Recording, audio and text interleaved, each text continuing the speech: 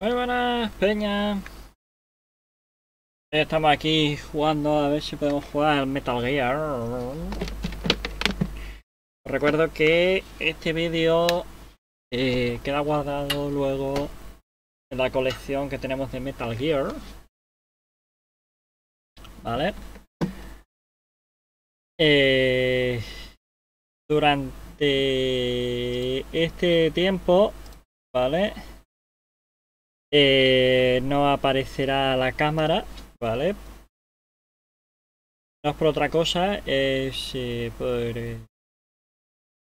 experiencia personal para que no hayan problemas,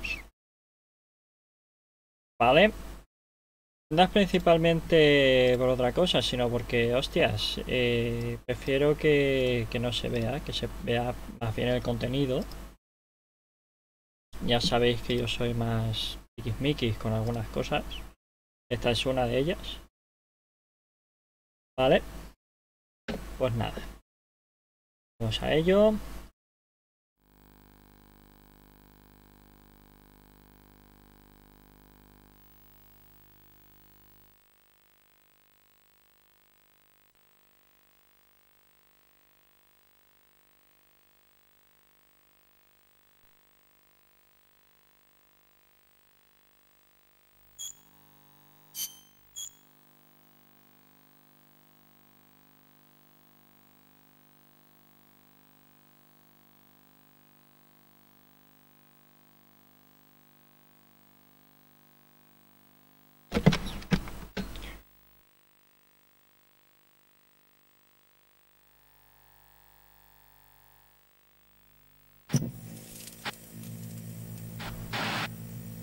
Como todavía no de esto, no sé para qué me callo. Si es que todavía... Bueno, ahora sí, vamos a ello. Vale, lo que es el iconito de Twitch lo voy a dejar. Vale, no es por otra cosa. ¿Vale? He seguido todas las normas, ya lo dije ayer. He seguido todas las normas que ponen ellos en la web oficial. Esa imagen que yo estoy poniendo no es completamente de cosecha propia. Pero bueno, algo de edición sí que tiene. Bueno, vamos al lío.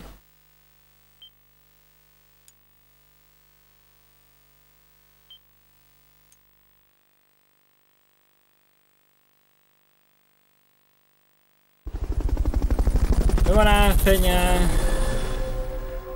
Ya estamos de vuelta con Metal Gear.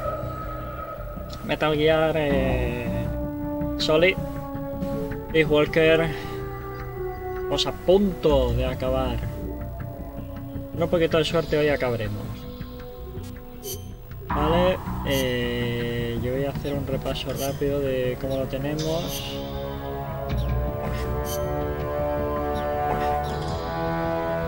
Vale. Vamos al lío. He estado buscando por internet.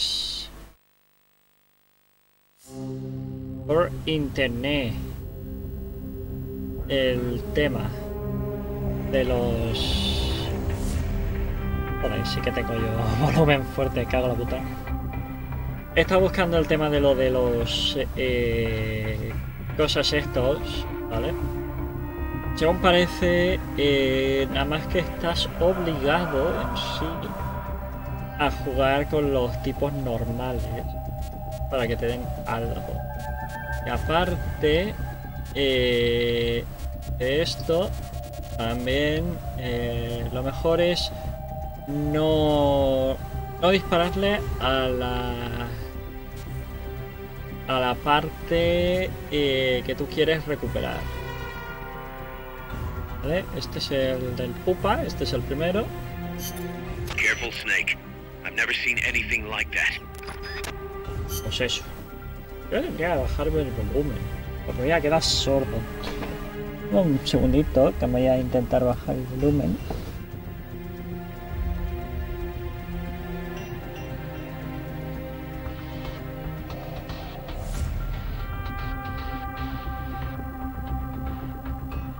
Si no, ya ves.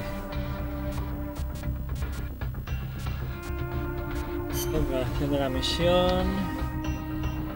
Combate, misiles, chaff, registros, antitanque, ok.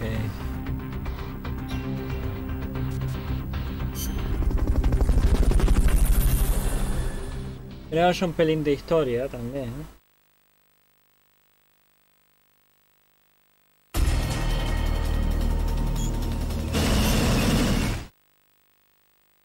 Vamos al león.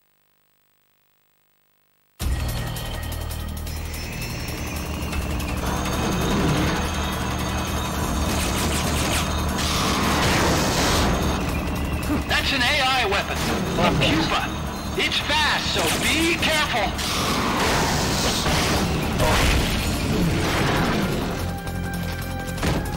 Engaging shock units.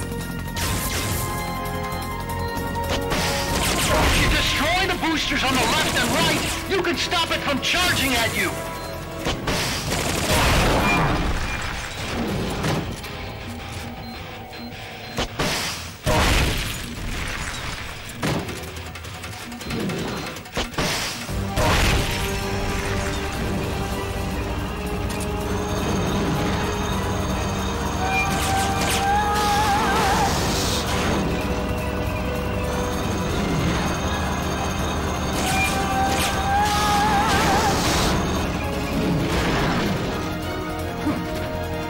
Engaging shock units.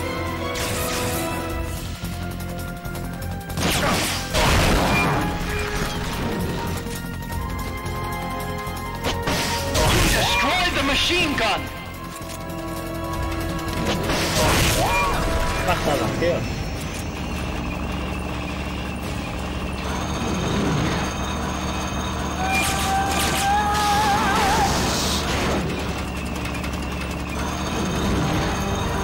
Venga, hacemos el destruirlo.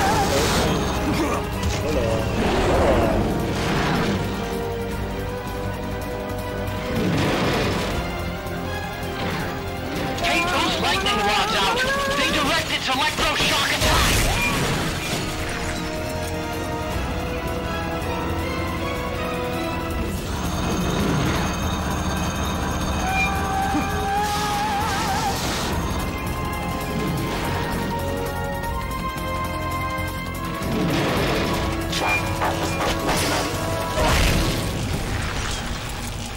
Engaging shock.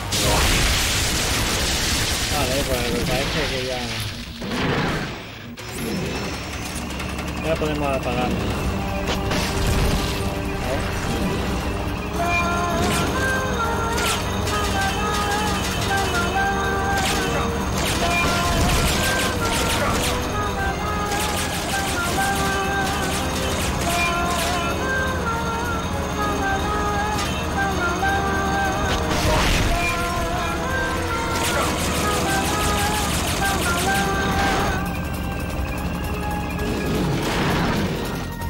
Blow the hatch and climb into the AI pod. Others outside. Others outside. Others outside. Venga, Others outside. You would be able to get in the AI pod. bueno, vamos allá. He disparado una vez, pues no sé si... Las partes de color amarillo, que son esas... Pull out all the AI's memory boards before the pod's ejected. The black memory boards are locked. Go after the boards with icons over them. Sí, pues... You can unlock memory boards by destroying the mechanical components that they control. Any boards you remove can be used to build our own AI weapon. Memory boards have different functions according to the icons displayed over them. Go ahead and take whichever ones you want. ¡Venga, coño!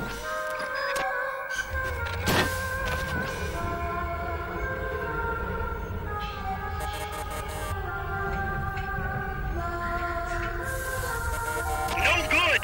That one's broken!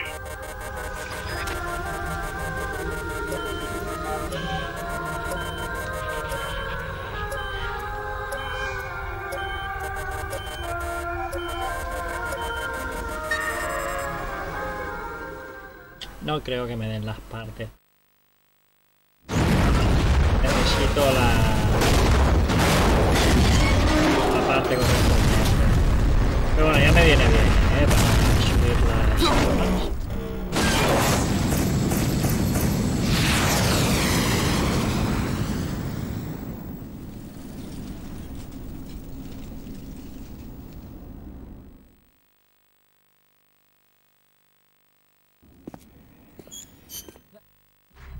There's no need for a human pilot.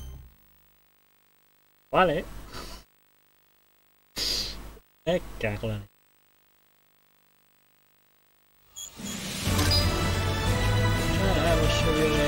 Hombre, el team lo tengo a tope.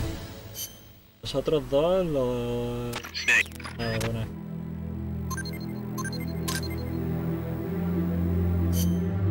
Parece que me acaba de decir algo tipo Snake, Shadornov, no sé qué. Parece que lo he saltado sin querer. Bueno, vamos.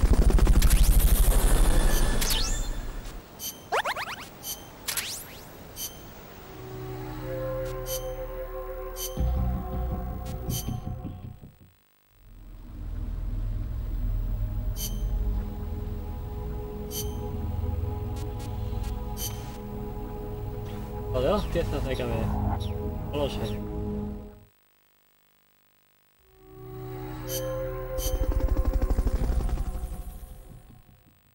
Bueno, yo sé que al final de cada misión el otro te dice mierda.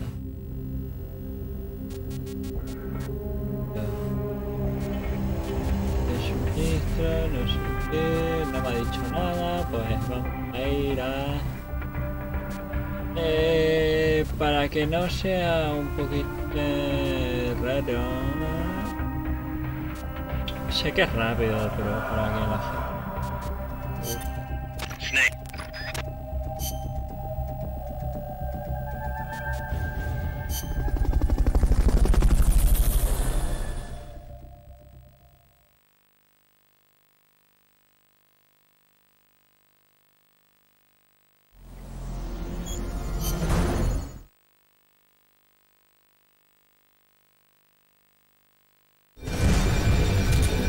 Take out the chrysalis. That thing needs to be eliminated once and for all.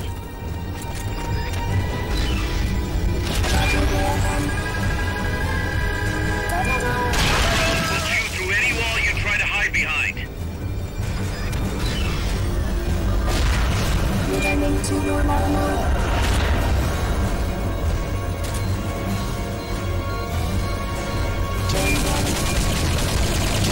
Fog's getting thick. Careful you don't lose sight of that chopper. The chopper had a red lamp on it. You should be able to see that through the fog. Ah, pero...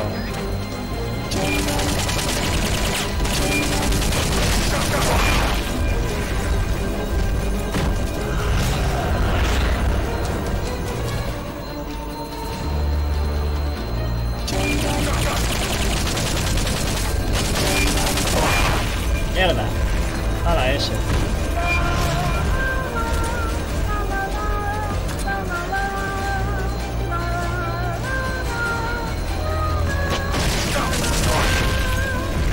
Hala ese. Uy.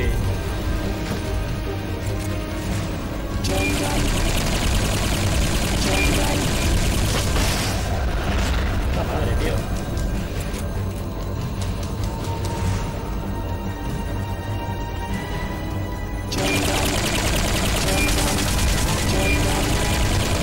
Engaging attack mode. Launching kidnappers.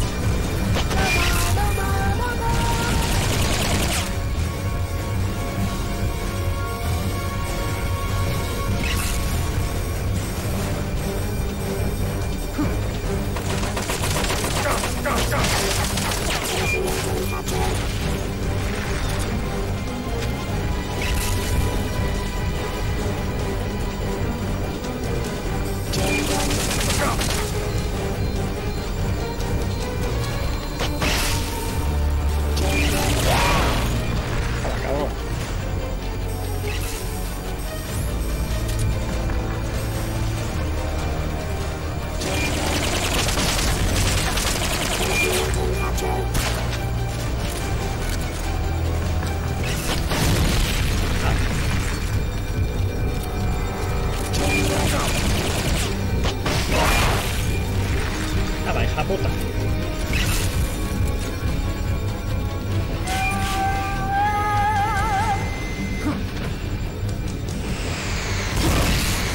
La puta.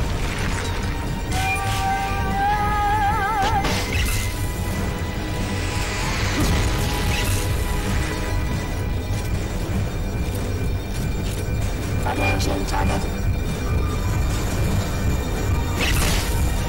¿Qué dices? ¡Oh!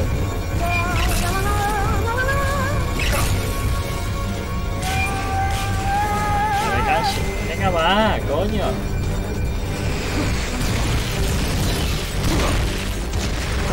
Returning to normal mode.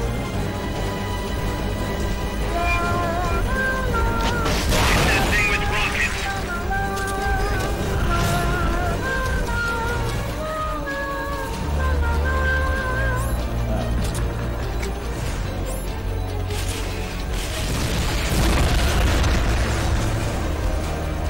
They've okayed your request for a cardboard box.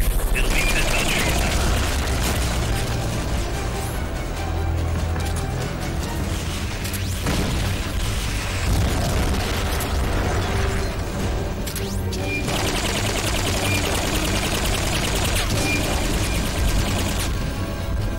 La que a mí me interesa.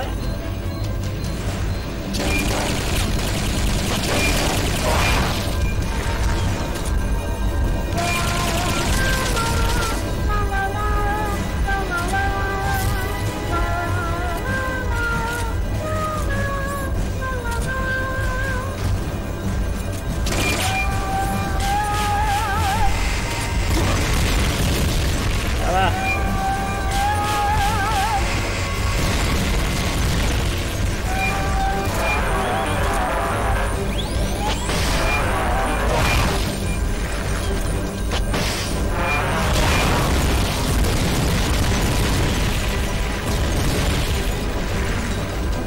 Others outside. Others outside. Others outside. Others outside. Others outside. Others outside. Others outside. Others outside. Others outside. Others outside. Others outside. Others outside. Protect the AI pod. You have to get in the AI pod. Otherwise it'll reactivate.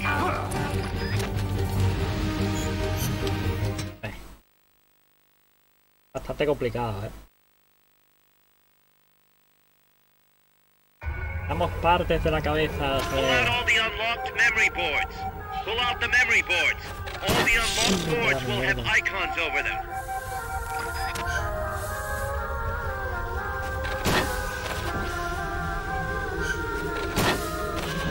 Any boards you remove can be used to build our own AI weapon. Memory boards have different functions according to the icons displayed over them. Go ahead and take whichever ones you want. If you attack parts on the exterior of the machine, the memory boards that control those parts should light up. You can tell what a memory board does by looking at its color when it lights up.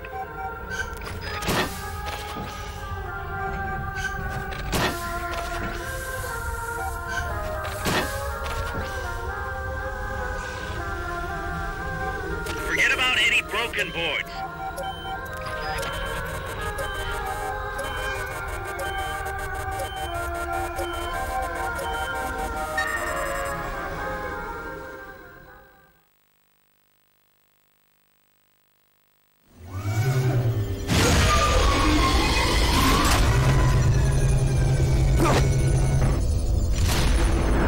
No le pasa nada.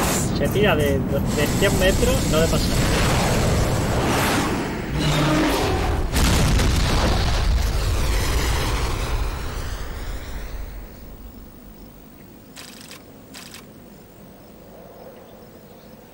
La más corta y rápida es la otra. Técnicamente hay cositas. Cada una te puede tirar una cosita. El railgun.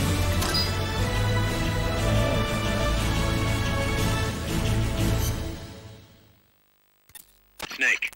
She played me like a piano. Eso. She played me like a piano. De nada de Hostia, una pieza de... Oza.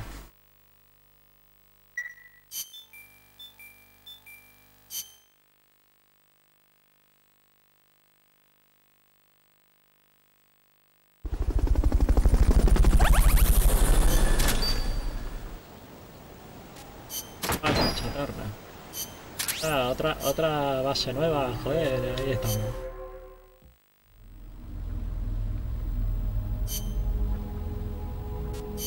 Piezas opcionales. Tenemos propulsión ok. Tenemos esto ok. Tenemos estos dos cañones que están ok. Ya tenemos de esas piezas. Piezas principales. Las dos piezas. A ver, el grande no lo voy a hacer, voy a hacer otra vez el... Son cositas, cositas.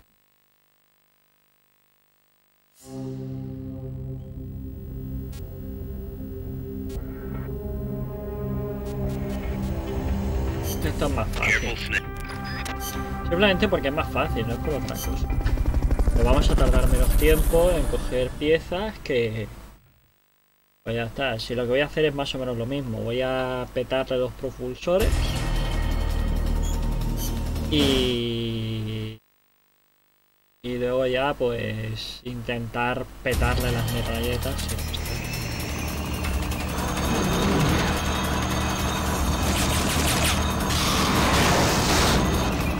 That's an AI weapon. Vale, The pupa. It's fast, so be careful. Fire boosters.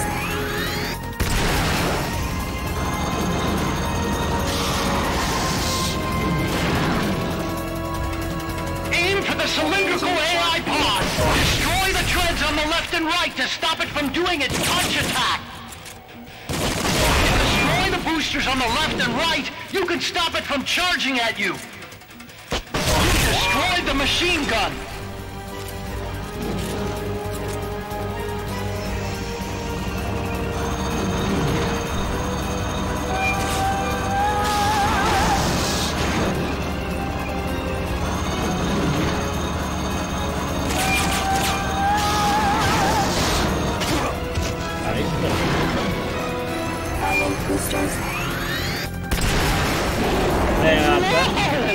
Look at that thing move! I amaze myself sometimes. Sorry. Take those lightning rods out! They direct it to shock attack!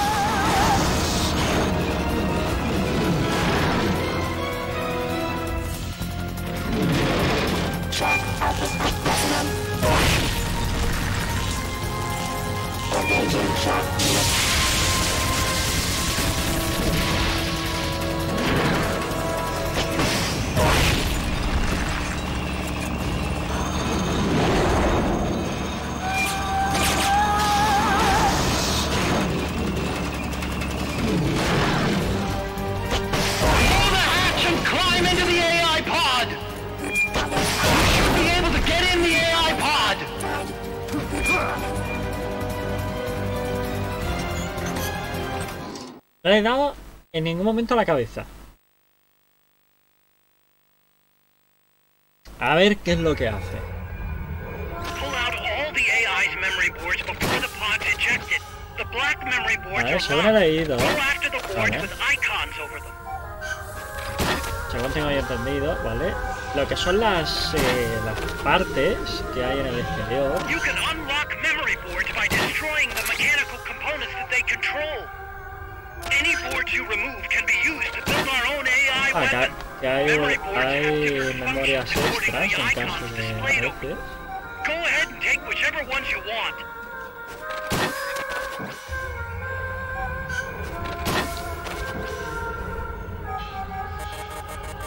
No good. That one's broken. Vale, según tengo yo entendido, ¿vale? Según lo que he leído yo, no es por otra cosa. Si destruimos las partes que están al exterior, desbloqueamos memorias. Pero si no las destruimos, las podemos aprovechar. Entonces, ahora mismo no he roto nada de la S, que es parte cabeza.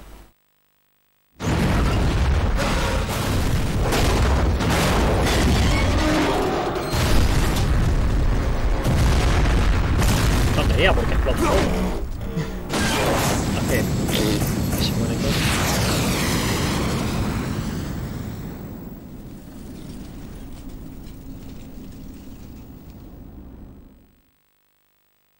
Bueno, es lo que hay.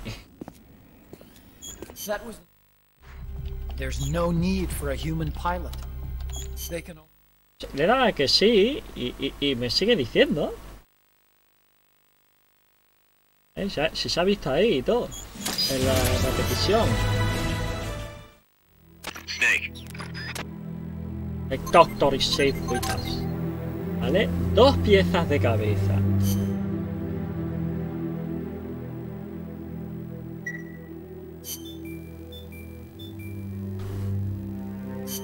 ¿Vale? 2 piezas de cabeza. Quiere decir que nos falta una. Lo que voy a hacer es... voy a intentar... de motor.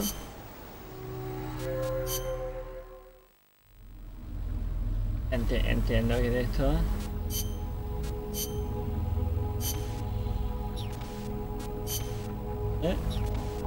Esto todavía no.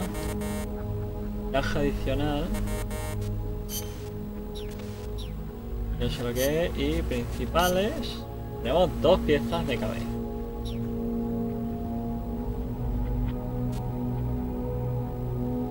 Cañón. ¿Vale? No podemos enchufarlo sino de esto. Vale, vamos a intentar hacer la otra.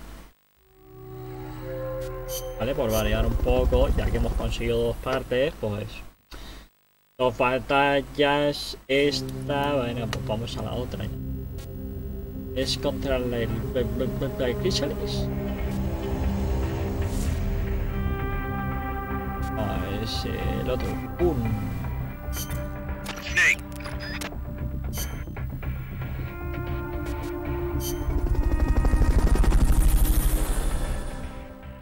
A ver, es lo que yo veo. Por ejemplo, la gente que hace maratones con el Twitch, pues pasa lo que pasa.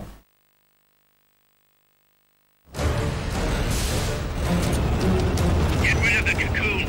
If anybody can handle something this big, it's you, boss.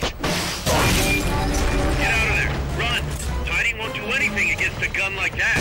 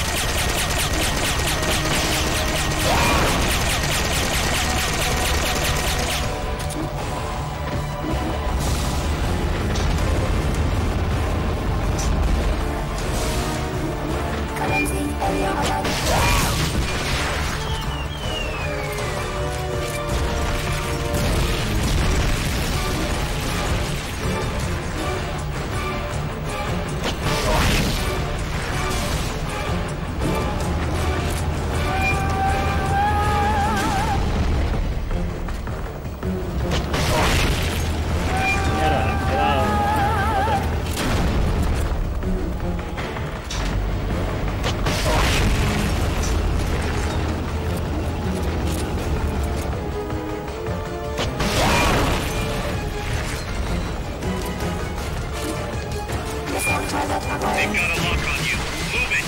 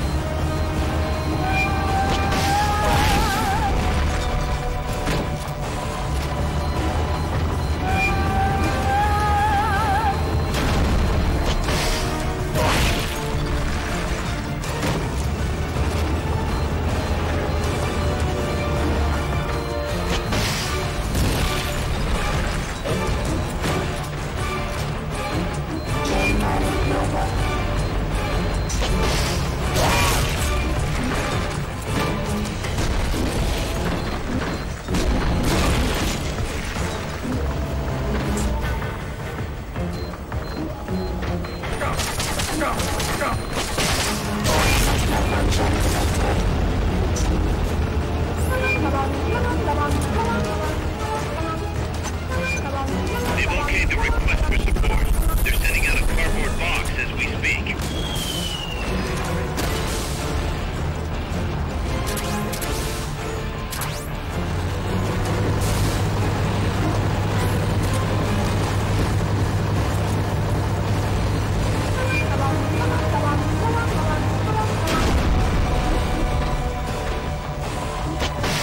The shock dislodged the ladder on the side of the treads. You can use that to get on top. ¡Ay, hijo de la puta!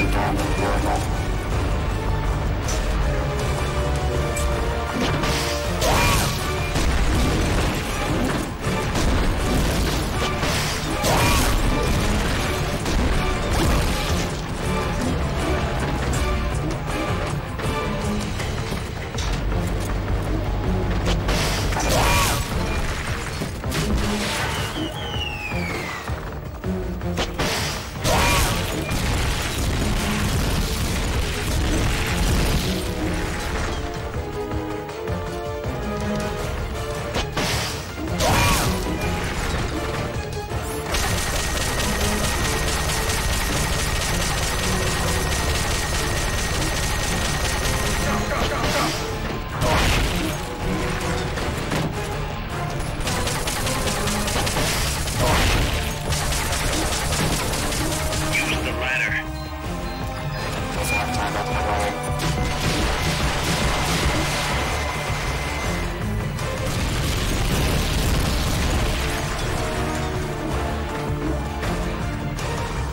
Es que literalmente el objetivo de la partida es subirse, proteger, romper los ventiladores que tiene el lateral y subir y punto.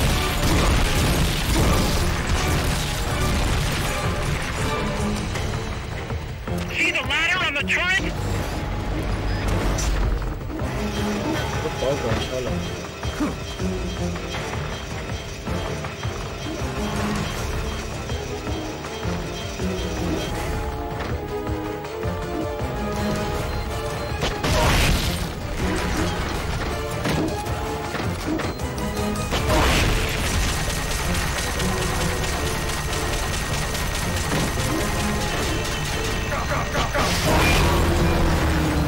Attack the AI pod to destroy its hatch. It's the cylindrical structure.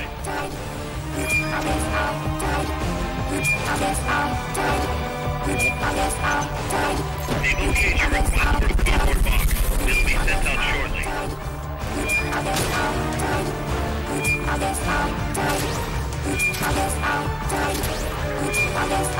Hurry up and get in the AI pod. Otherwise it'll...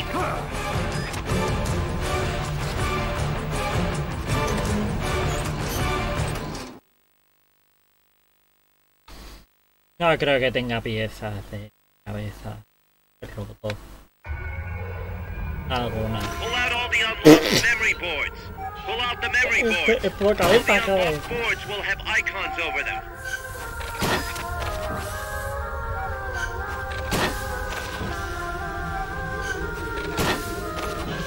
Any boards you remove can be used to build our own AI weapon. Memory boards have different functions according to the icons displayed over them. Go ahead and take whichever ones you want. If you attack parts on the exterior of the machine, the memory boards that control those parts should light up. You can tell what a memory board does by looking at its color when it lights up.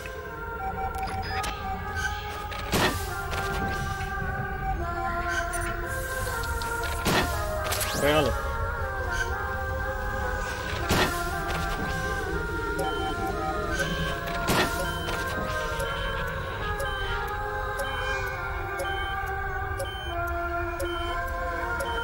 No creo que tengamos ninguna parte de cabeza. Pero bueno, es por varias, no es por otra cosa. Ah, vamos a saltar.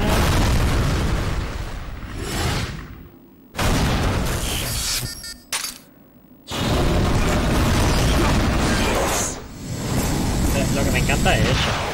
¡Pum! Se rompe una parte. Cae precisamente la puerta. ¡Flash! Error, error, acceso concedido. Puto sentido.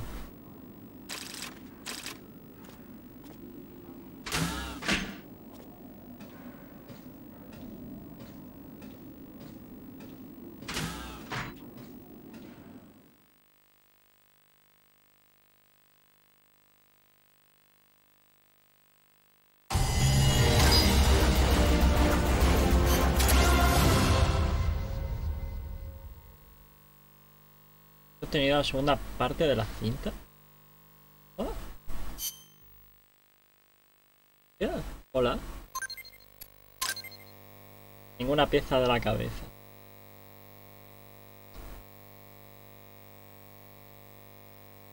Pero este sí que puede tener armadura. Eso es lo que a mí me interesa.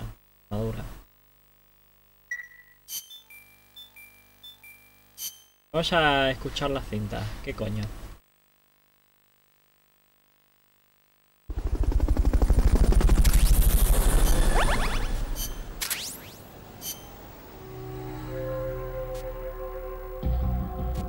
No, nueva peña, por cierto. Esto es un té. Es un comida. Lo meto para alargarlo. You're fired. Menos un 1%. No me queda nada más, ¿no? Vamos a repetir esta batalla mismo.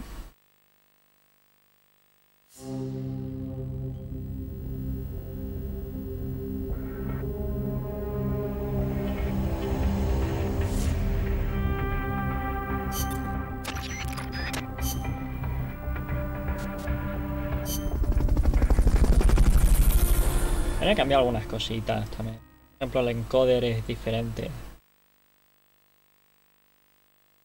El encoder, he cambiado el encoder y todo eso.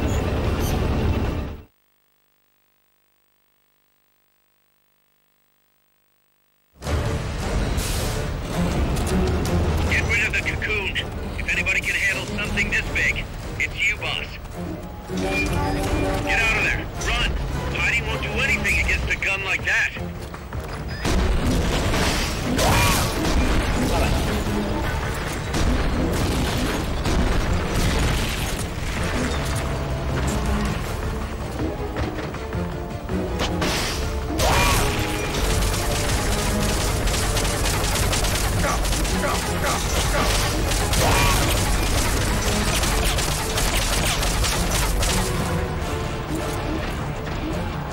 You're gonna want to take out that weapon before jumping on.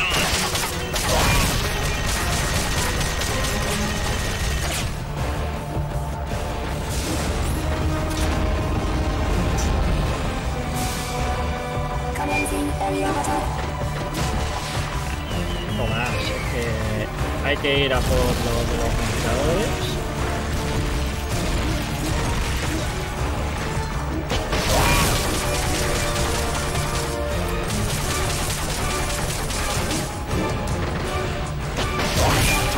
They've got a lock on you. Move it.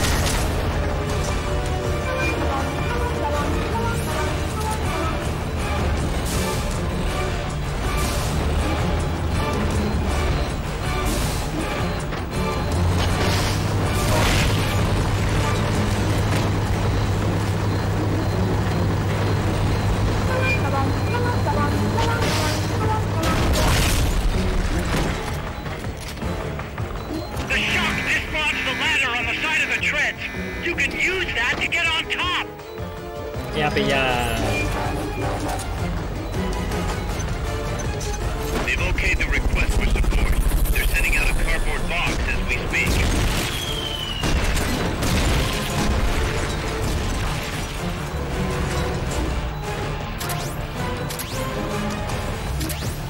Antes de que me jodan las ratanas.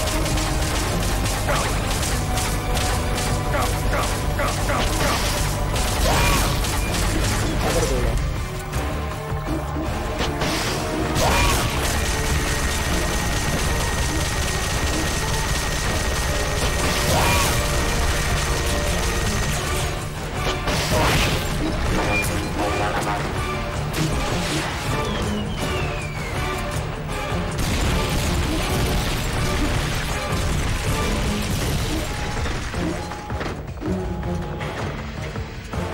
Use the ladder.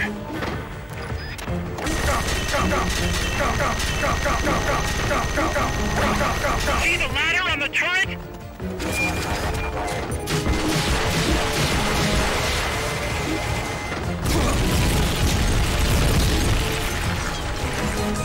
¡Falso! ¡Joder!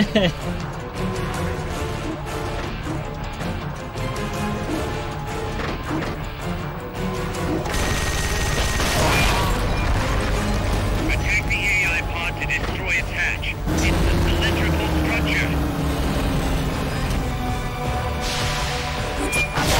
Get in the AI pod. No he roto nada de la S. He roto más bien armas. No he roto nada más. Pull out all the unlocked memory boards. Perdona que te Pull out the memory boards. All the unlocked boards will have icons over them.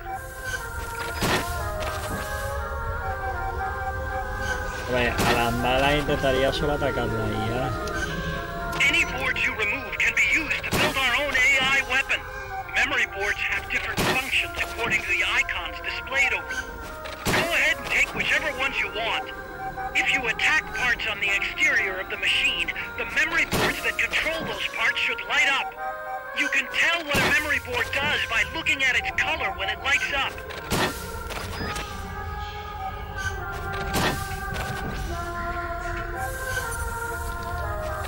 Cuidado.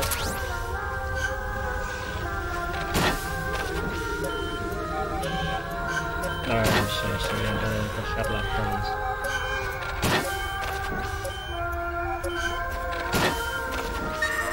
Mira, justo. Había más memoria. Porque es una mierda.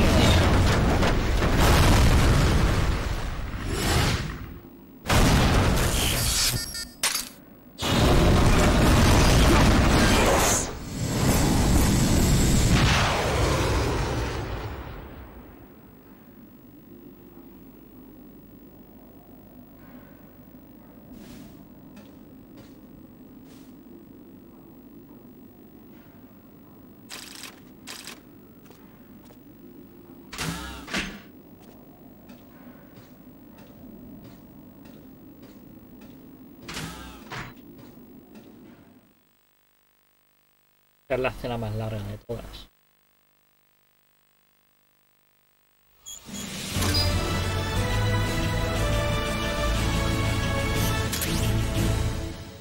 Al final no... He cogido cabeza.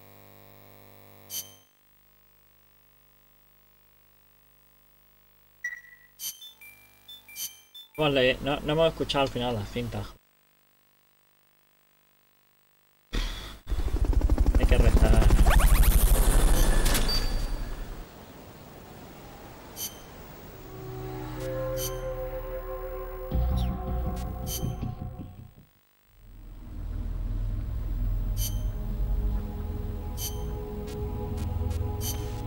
Nos queda una cabeza, joder.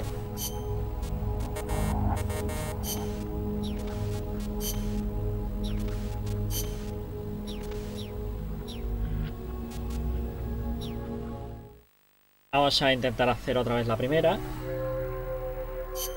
La otra.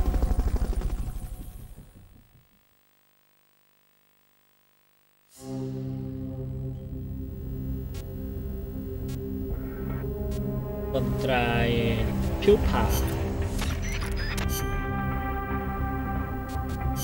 Por ejemplo, hay esto, lo que es la parte de Metal Gear. Vale, la segunda... O sea, hay que decirlo, yo en principio no tengo yo pensado terminar esto al 100%, todo hecho, todo. Pasaré ese vídeo con las recompensas que te dan en caso de tal y hasta. That's an AI weapon, the Pupa. It's fast, so be careful.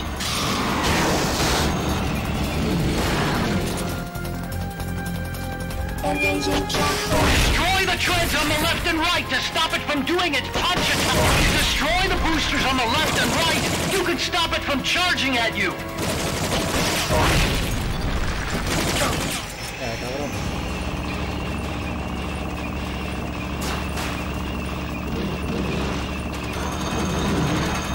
Pone que le da.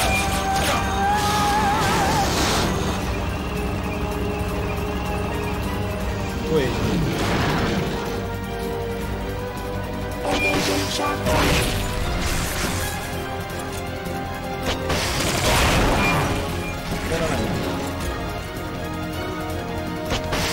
Destroy the machine gun. Dios.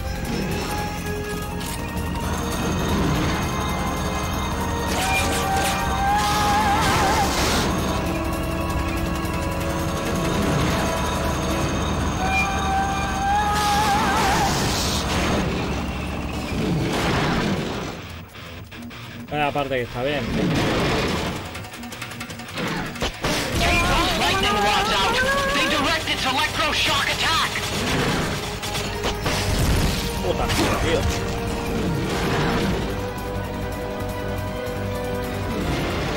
Shock output at maximum. Engaging shock.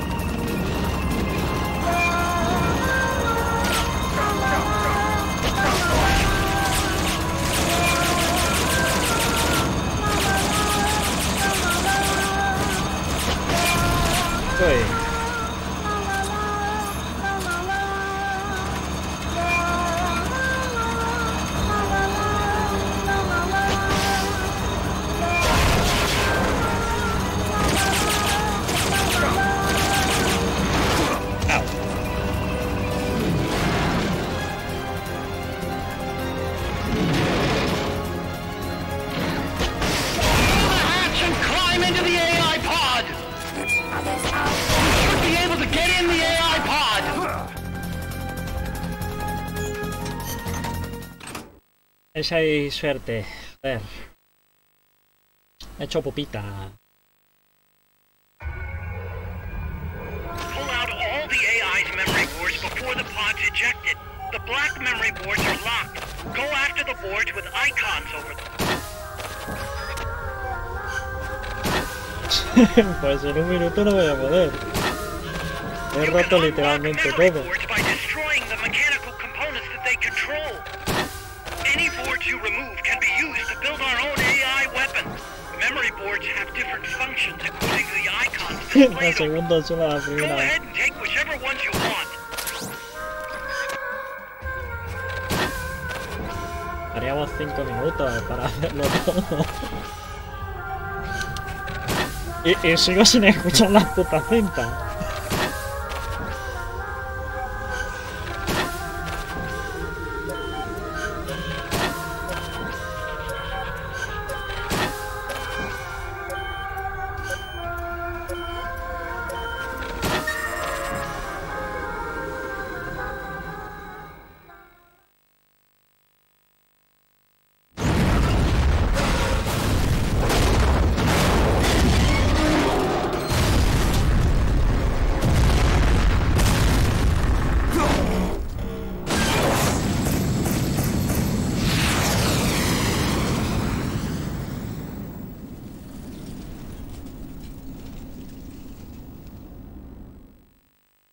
Madre Dios, es que me lleva la mayoría de piezas. There's no need.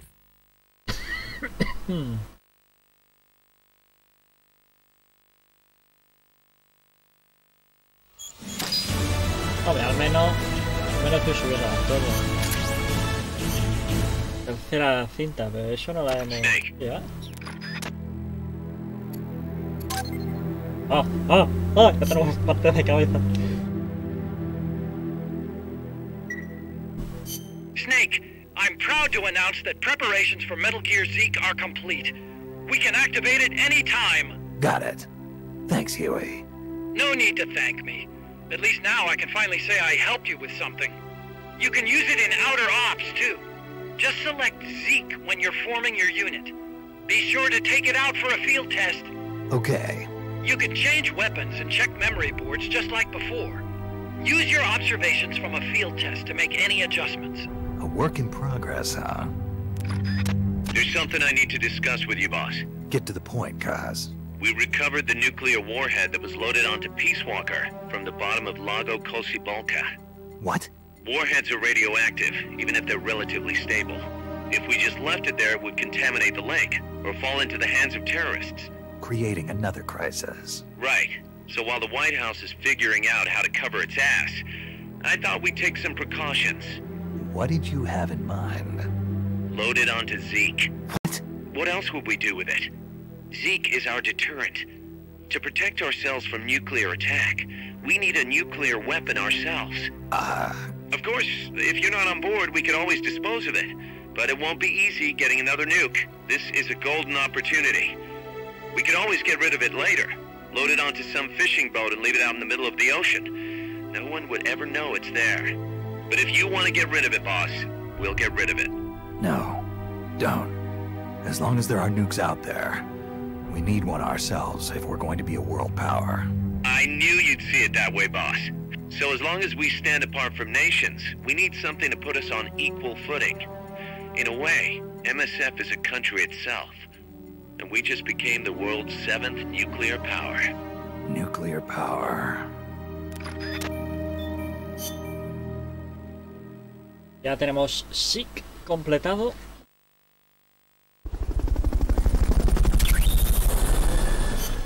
A ver, lo podemos desplegar, así que es la hostia.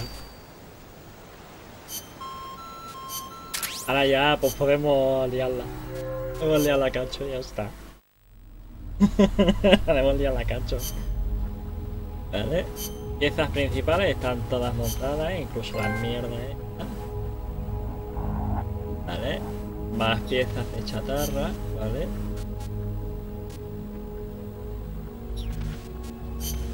Piernas.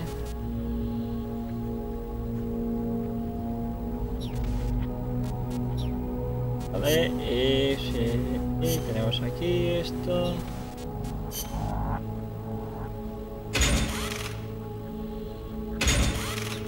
Vale, lo vamos a quitar. Poner. No tenemos barreras ni nada. Vale. Guapísimo, mira.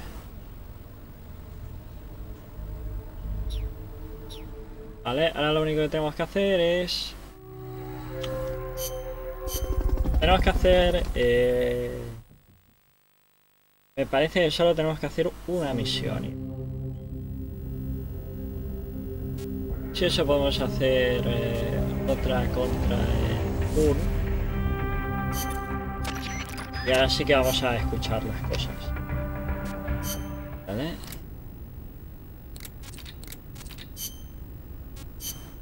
Vale, pues voy a apagarme el micro y voy a dejaros la cinta. I'm about to leave for Costa Rica, a place completely unfamiliar to me, and on a top secret mission for the CIA, no less. No guarantees I'll come back alive. Might even get rubbed out by the CIA itself. So I'm leaving behind this record. For her sake. For the boss's honor. Ever since I was a child, I've loved to look up at the night sky. I'd go outside after sunset and drink in the cold air, the moon, Venus. So many stars floating on the edge of infinity. In Manchester, it wasn't very often you saw the night sky in all its star-studded glory, but it was enough to stir a deep longing inside me. Even as others cowered beneath Nazi air raids, I was out there, watching the skies, dreaming of one day reaching the heavens. There were, of course, more practical concerns. My skin was incredibly sensitive. Even the slightest bit of sun would turn it an angry shade of red. Playing outside during the day was completely out of the question. Naturally, I hardly ever had a chance to play with other children my age. But I never felt lonely for it. Their way of thinking was irrational, making them simple, easy to predict. The boys would talk of tanks and aeroplanes and creepy, crawly bugs. The girls of pretty dresses, glass beads, and tea and cakes. Of boys they liked. I never had much to say on such matters. The curious thing is, adults really aren't all that different. They're simple, capricious, especially men. As they get older, their heads fill with thoughts of women and more women. Thankfully, I always did have a head for mathematics. When I was about 10, I'd visited Dr. Turing, who lived nearby. We'd sit and discuss mathematical logic. The lights were always on at his house, even in the dead of night. Theoretically, he'd say, there's no algorithm that a computing machine couldn't reproduce. Dr. Turing wasn't foolish like other men, although I didn't find out why until later, after he died. The time will come, he'd say, when computers will be able to think for themselves. That idea rocked me to my core. My aptitude for mathematics brought me closer to the stars. I breezed through school, then went to America for university. While I was studying at Caltech, NASA was established. I signed up in a heartbeat. I was a pretty good computer engineer at the time, and NASA needed skills like mine. The work was enjoyable. Even though I'd given up on going into space myself, it was a pleasure just being a part of it all. I was assigned to Project Mercury, America's effort to compete with the Soviets in manned spaceflight. 7 men were chosen as pilot candidates for the program, becoming heroes overnight. People called them the Mercury 7. The project made good progress, more or less. We had all the funds and materials we needed. After countless hours of analysis, we even had plans for something on par with Sputnik. We thought it'd only be a matter of time before we caught up with the Russians. They'd sent a dog into orbit and brought it back safely to Earth. But NASA top brass dismissed that success as a fluke. The Americans recovered their re-entry capsules at sea, but the only ocean bordering the Soviet Union is the Arctic, so their re-entry capsules had to make impact on land. A dog was one thing, but human spaceflight would still take some time, or so we thought. At the end of January 1961, we successfully put a chimpanzee named Ham into orbit. He returned to Earth as healthy as ever. NASA was giddy with success. It was then that a new woman showed up for duty. She was a backup pilot and advisor. She was beautiful, with blonde hair, strong mouth, and a steely gaze. But there was something else in those eyes, a twinkle of something warmer, of affection. It was the boss. She took one look at us in our revelry and murmured, "Savor this joy today, because tomorrow you'll have to face the truth." And she was right. The next day, our project schedule was accelerated. We'd received new information that the Soviets were mere months away from putting a man into space. The brass had misjudged the Russians. We couldn't afford to allow the shock of another Sputnik. Somehow, we had to get a man into space before the Russians did. It was an utterly impossible task. We'd only just put our first chimp up. With a human on board, failure was not an option, especially if it were one of the Mercury 7 Golden Boys. And on top of that, the brass wanted to put a window in the spacecraft. The pilot wouldn't be a test animal this time, they said, and when this hero came back alive and well, they wanted him to describe what he'd seen. It was madness. Adding a window to our existing spacecraft would leave it unable to handle the stress, not to mention the problem of shielding the occupant from cosmic rays. But the boss rose to the task, and splendidly. She claimed to be a layman when it came to space, but caught on keenly to new ideas and concepts. She was demanding of herself and of others. She seemed rather cold-hearted at times, but I was smitten. She was beautiful, yes, but more than that, she was wise. Her mind was thoroughly rational, and yet no matter how I tried, I could never predict her actions. It was easy for me to assume that her judgments were drawn from an enormous base of knowledge. Quite simply, her life experiences were more diverse, more intense than anyone else in their breadth. In her, I saw a reflection of the night sky. Perhaps because I too was a woman, she and I became close. I couldn't go out in the sun, but she lit up my life.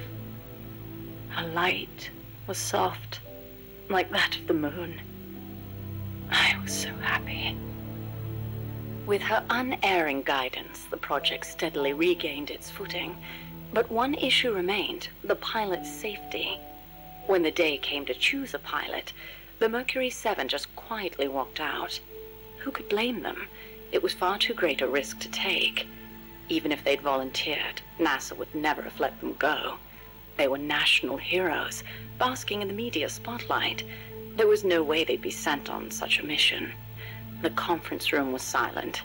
Then, slowly, she raised her hand, almost as if acting out a scene from a movie.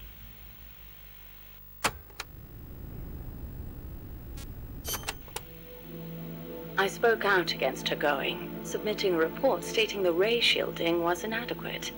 But the brass's response was brusque. She's already been exposed to a nuclear test in Nevada. She's the perfect candidate. It was completely irrational. Repeated exposure to radiation would only increase the danger. But the government was still reeling from the Soviet success with Sputnik. There was no hope of getting a rational response. They were simply too panicked. People can be so obtuse when it comes to things they can't see. I, however, understood all too well. Just as invisible ultraviolet radiation scorched my skin, heavy particle radiation from space would cause irreparable harm to human tissue. In a word, she was expendable. It was during the boss's pre-flight checkup that I noticed something strange on the X-ray of her skull. Part of the right hemisphere of her brain was damaged. It seemed inexplicable, given her keen intelligence and amazing physical prowess, but there it was, and I decided to report it. I hoped that perhaps my discovery of a physical defect would result in the flight being cancelled. But as I went to make my report, she stopped me. Why? I demanded. How can you let yourself be their guinea pig? Ignoring my protests, she took me up to the roof of the lab. The night sky was ablaze with stars. It was there that I learned how she had wounded her head. 1943, Los Alamos.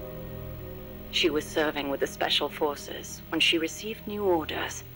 A German spy had infiltrated the Manhattan Project, which aimed to build the world's first atomic bomb. She was to eliminate him. His name was John von Neumann, a mathematician with superhuman computational abilities and the designer of the explosive lens. The Manhattan Project was a top national priority, security accordingly tight. The guards couldn't be allowed to know what was going on. She'd have to slip past them and make the death look like an accident. It should have been an easy enough mission. But just before the operation, she received unexpected news. A new life was growing inside her. She was overcome with joy, and for one brief moment, it clouded her judgment. She accidentally got into a shootout with the guards, and without thinking, protected her belly. She was shot in the head. The bullet only grazed the surface of her brain, but the tissue around the wound was destroyed, leaving her in a coma. She wasn't given much chance of recovery, but 3 months later, she woke up. Within 6, she was able to move around as if nothing had happened. It was functional compensation. The other parts of her brain took over for the part that was lost. It made logical sense, but such a full recovery was nothing short of a miracle. Perhaps her superhuman willpower made it possible.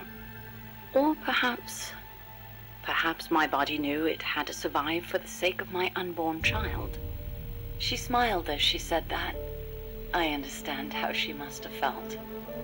Some have taken to calling me Ms. Left Lobe, she said, because I'll do anything for the mission. She was tough, yes, but she had feelings too. I knew that better than anyone else.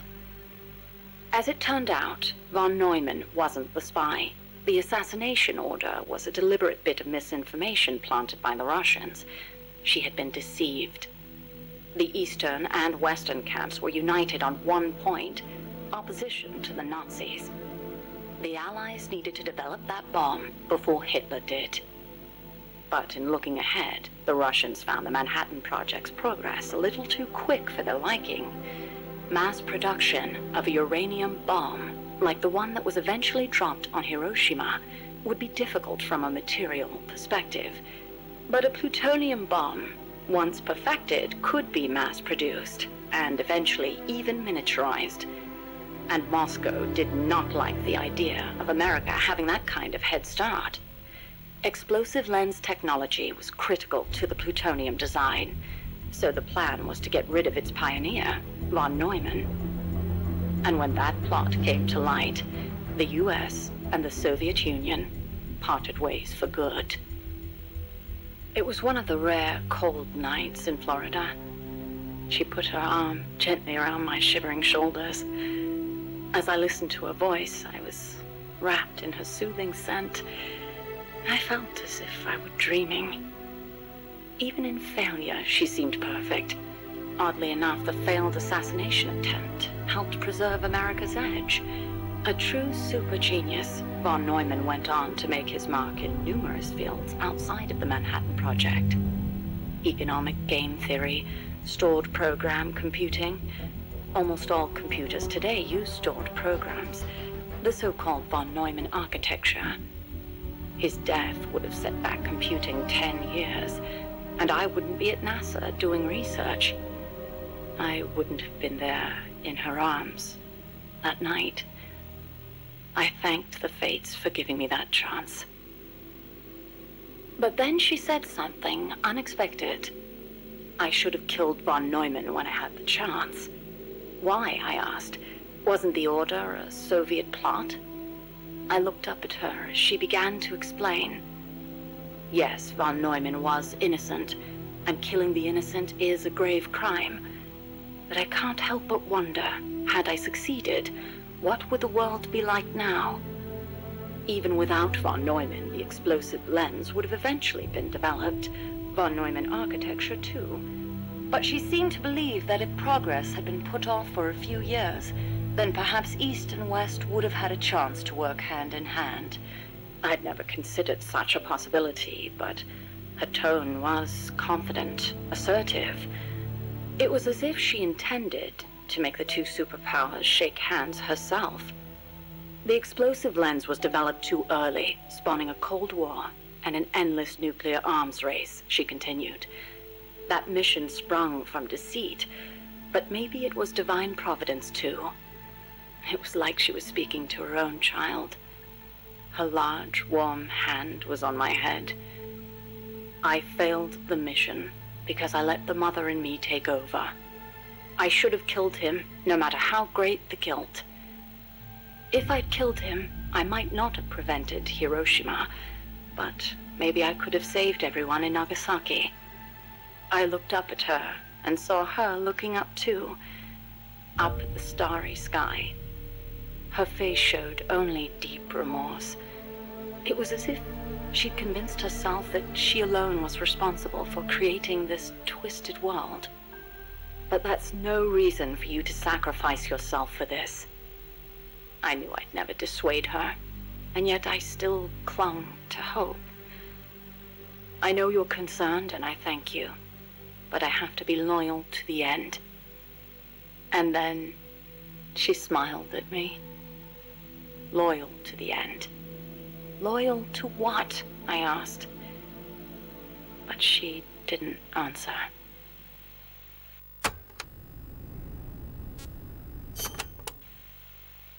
The days that followed were spent training tirelessly for our first space flight.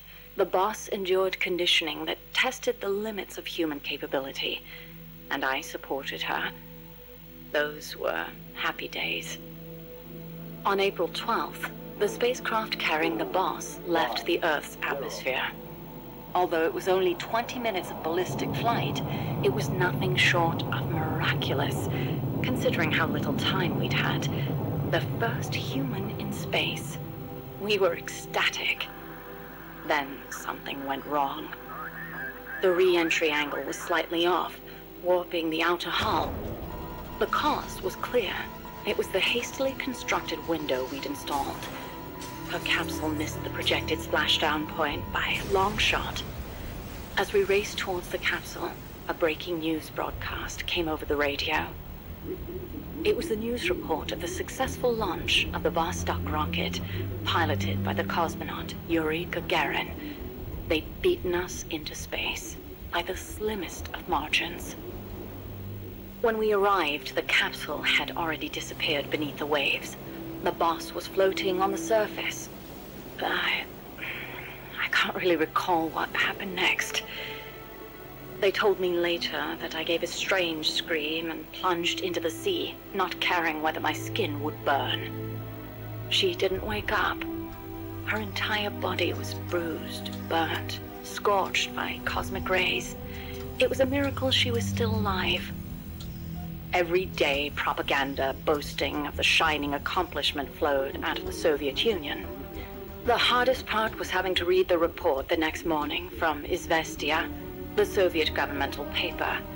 Written there after the report were those legendary words of Major Gagarin: "The Earth is blue." The person who should have said those words, though, was incapacitated, confined to a bed. NASA opted to pretend the flight had never happened. The Soviets had orbited a man around the Earth and returned him safely. We'd barely managed to escape the atmosphere and achieve ballistic flight.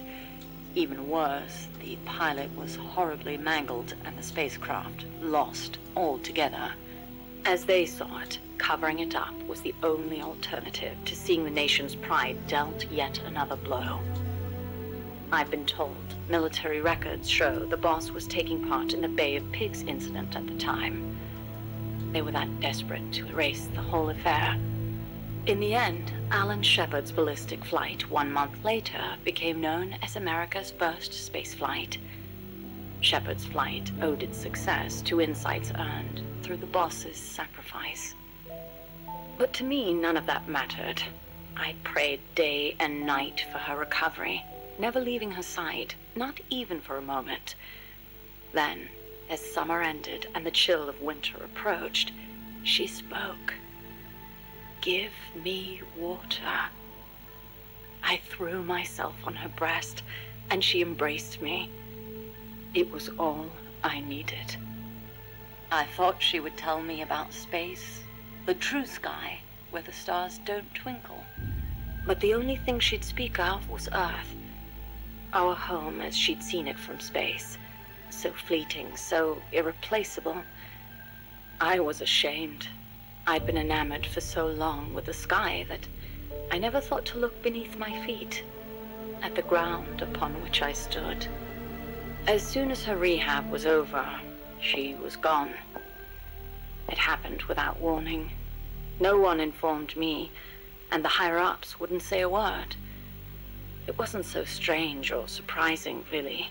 I simply assumed she was off to complete her next mission, because she was loyal to the end.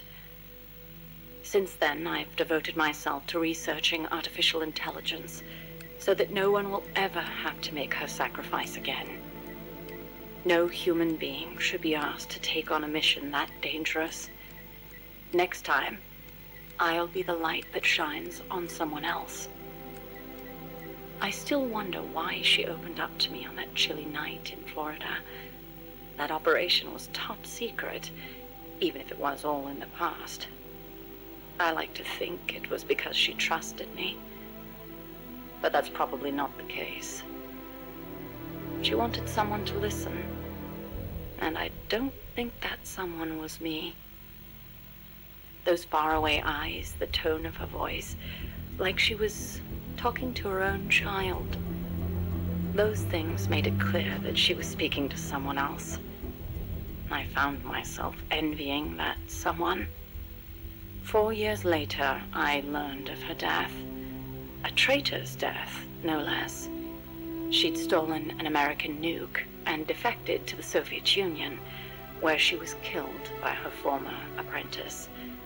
Or so I was told. I refused to believe it.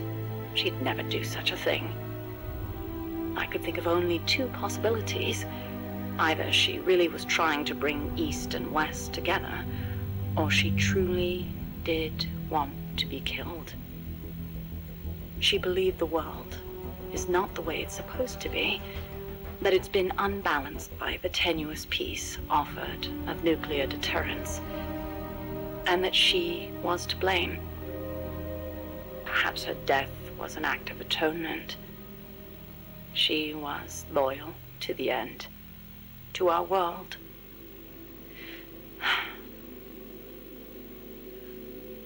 And I lost the light of my life.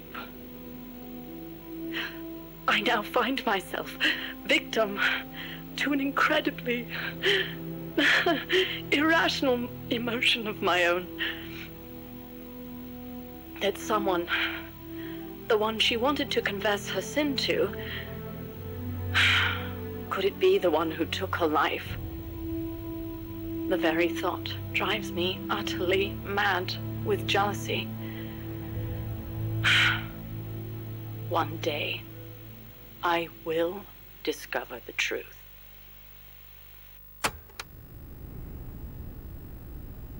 Bueno, y después de esto... ¡Oh! He escuchado las memorias. ¡Logro! ¡Joder! ¡Qué logro! Vale, vamos para allá. Ha venido mi novia, se me ha olvidado apagar el chat. A ver. Me hubiese dado cuenta si no hubiera más gente. Vamos a intentar hacer un poco de rotura general.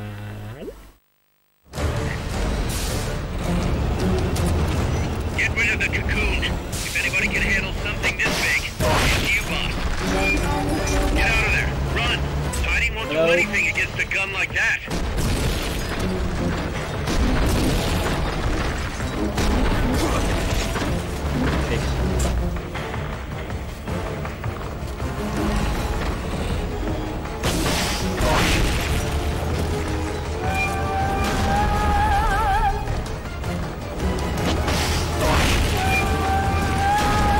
Da igual tener...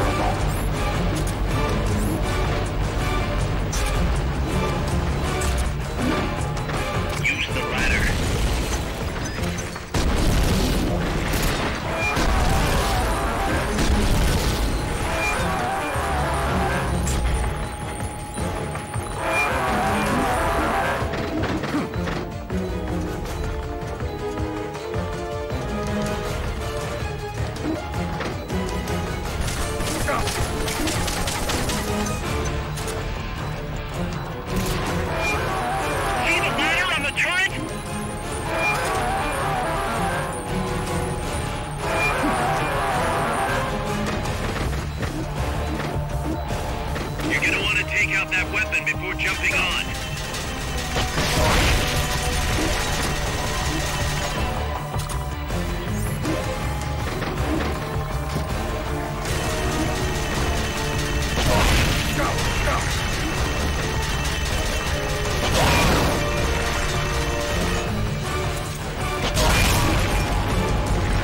Attack the AI pod to destroy its hatch. It's the cylindrical structure.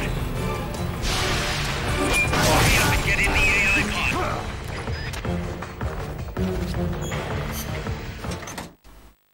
Get ready for the next battle.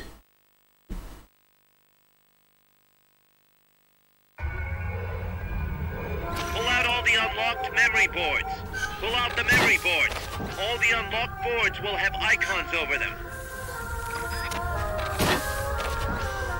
Tiene la pena, joder.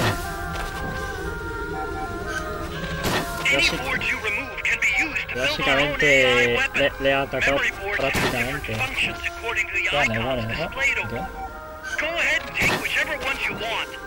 If you attack parts on the exterior of the machine, the memory boards that control those parts should light up. You can tell what a memory board does by looking at its color when it lights up.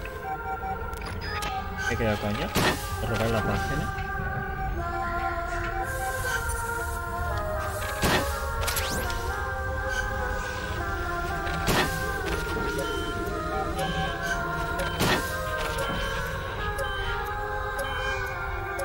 ¿Qué ocurre?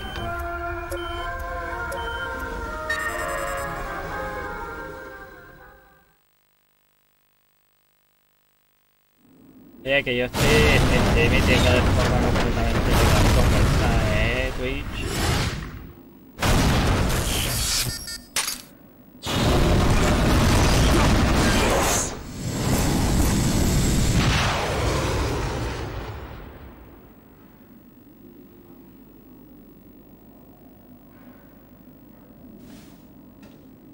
Muy bien, Twitch. Me acabas de joder el puto directo.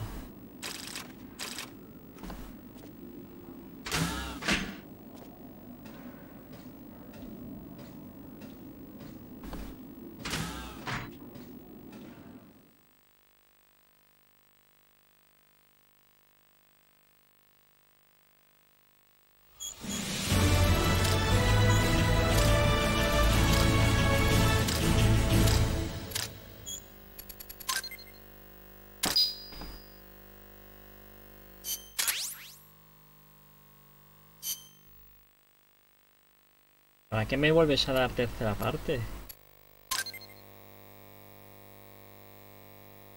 No he dejado nada vivo, ¿o qué? It, happened again, Snake. Oh, it's the doorknob. What's he got, an escape fetish? He clearly has friends on the inside, but we've got no way of knowing who. Persistent bastard, I'll give him that. Where is he this time? That's the thing. He must have found and gotten rid of the transmitter. We've got no idea where he is. Snake, think you can find him? We can't just let him run around. Makes us look bad. I'll say. Since we can't locate him, I'm afraid I can't add a new mission. You know what to do, Snake.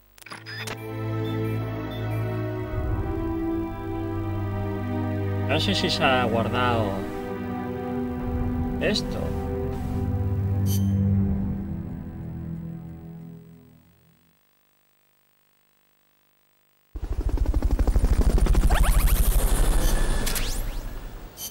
Bueno. Técnicamente el Shadowrun of Yes de Twitch. En serio.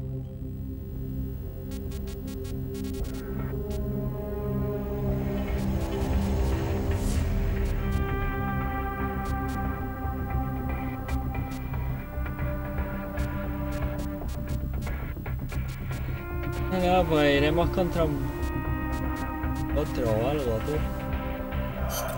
Commencing.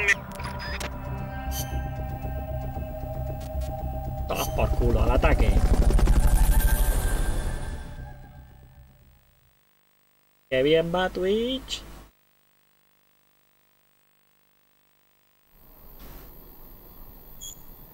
Ah, vale, este no lo... Ah, qué bueno.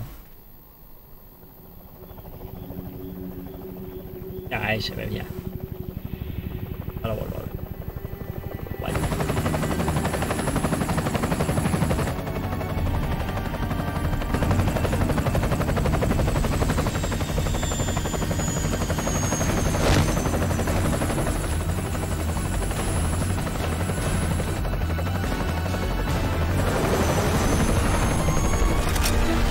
Me he traído mina antitanque en vez de antiaérea.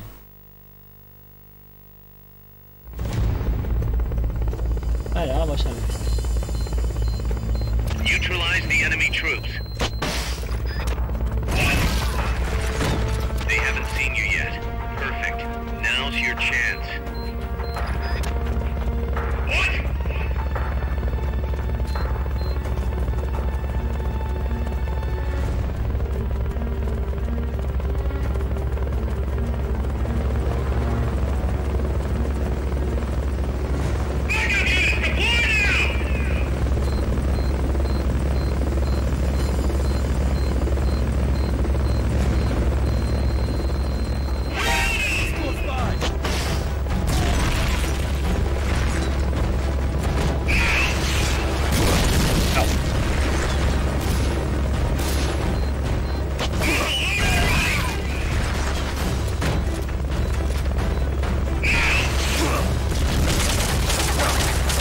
¿Me está disparando?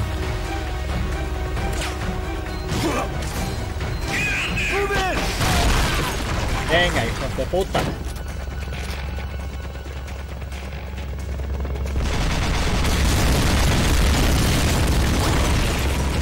Joder. Vale.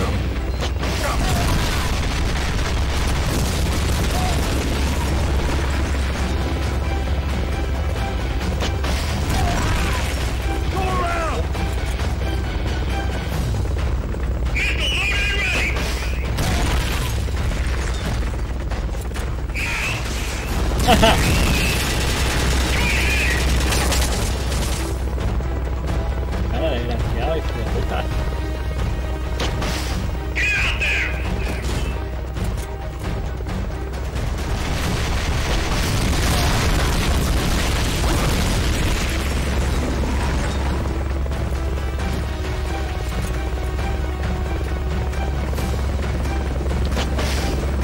¿Qué?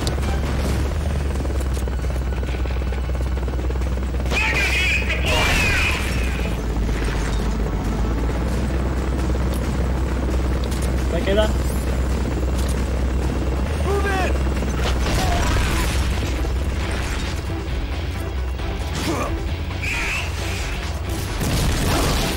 Puta madre, tío.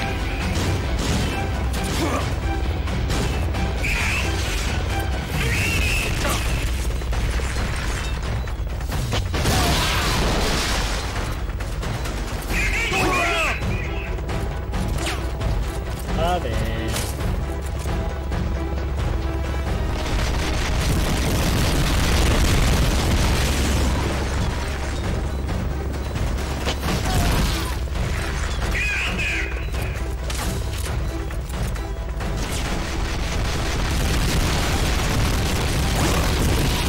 A ver, tío.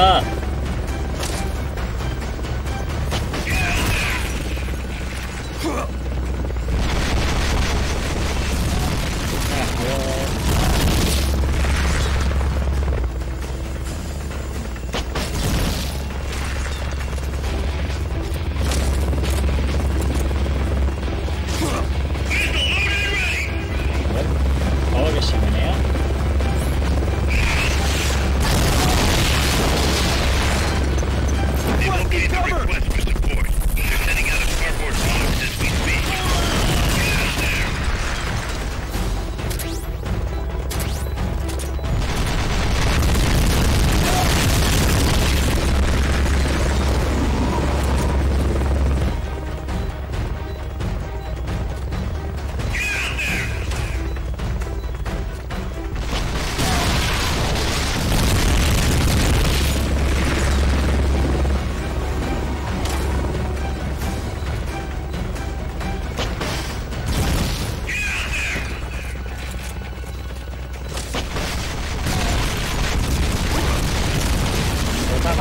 tío.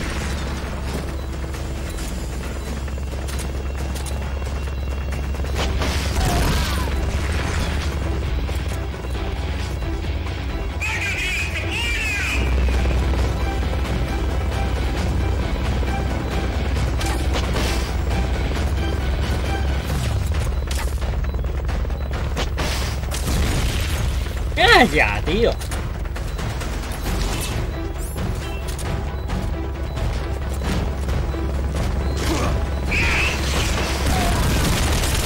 ¡Ah! No, ¡ay! ¡Ah! No. No me quedan.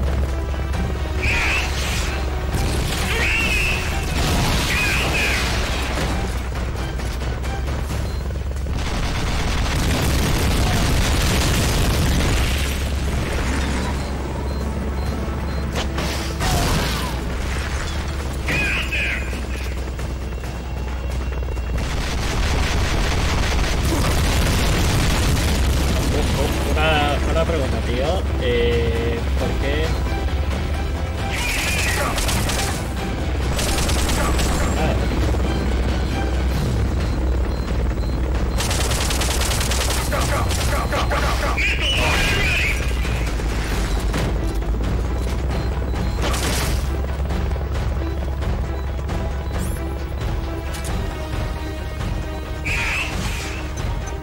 They've okayed your request for cardboard box. It'll be sent out shortly.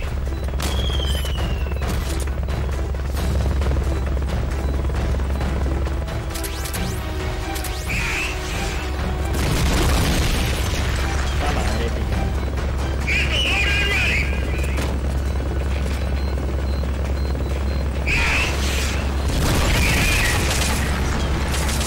Perdona, tío.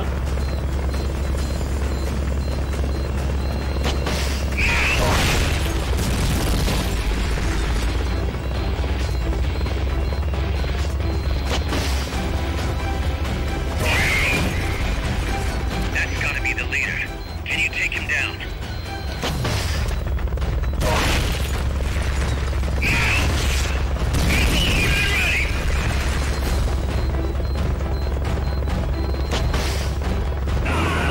Mission complete.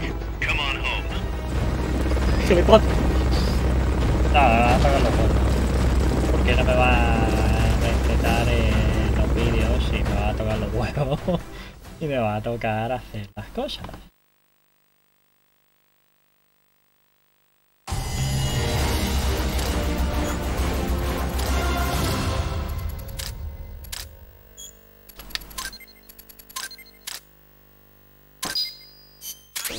Oh, puta mierda. Al menos, por lo menos.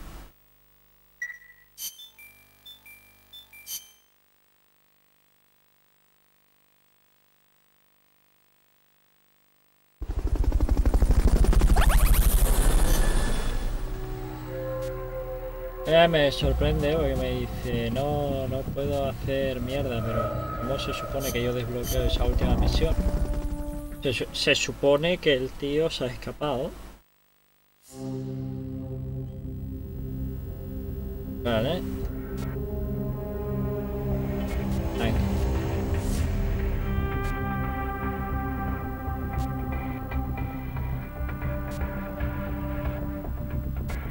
¿Cómo se supone que yo desbloqueo la última misión?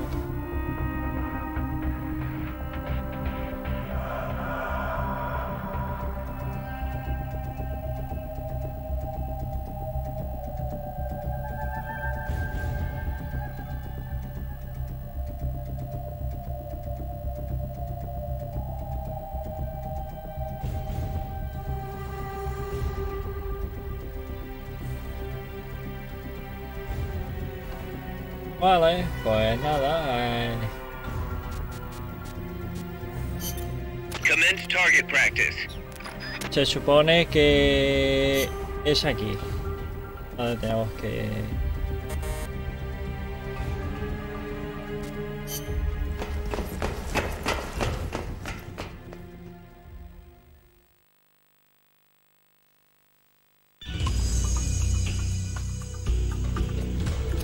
to the shooting range. Just a place for a little target practice, huh? When you're done, head over to the exit.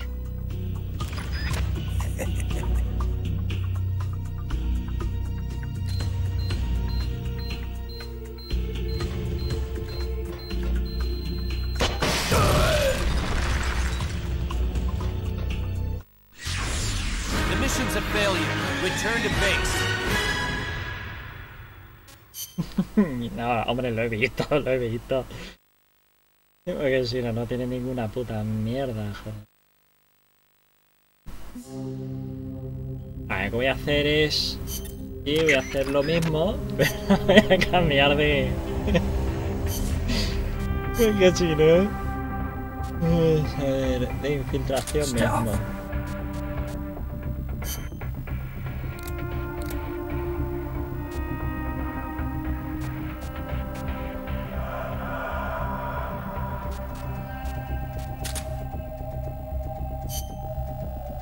El plátano. Sí, sí, sí. Mira, tío.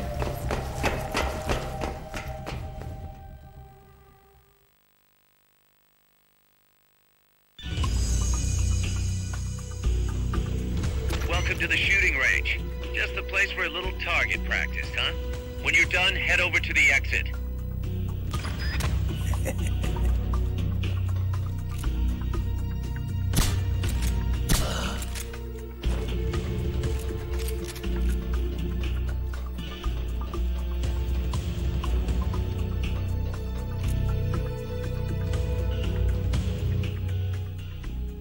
Ha dormido, ojo al dato.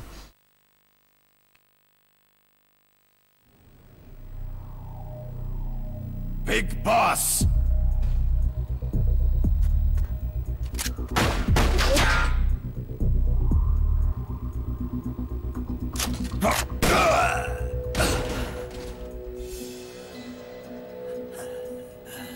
My work is done. What are you talking about? V for victory. Rocket, peace.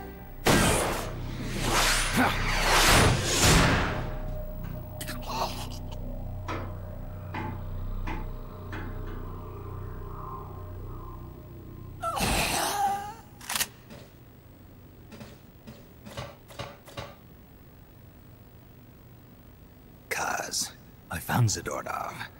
I had to kill him. Huh. So much for our fugitive. Something's not right here. I'm thinking he had a friend. Someone inside MSF. Huh? What's going on? It's Zeke. It's moving. What? There's somebody inside. I can see them. Snake, get up here. Pronto. Dice pronto, pero ya lo habéis visto, ¿no? Ni llevo esa arma y el tío estaba dormido. No tiene puto sentido.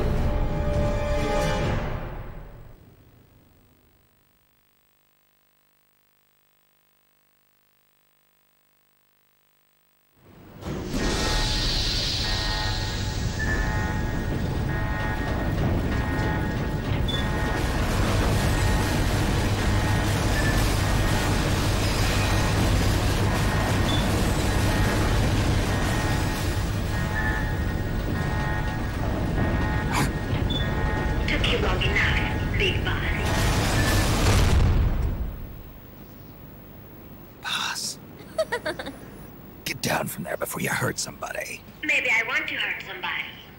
What's going on? She's not herself. Oh, I am myself, all right. My true self.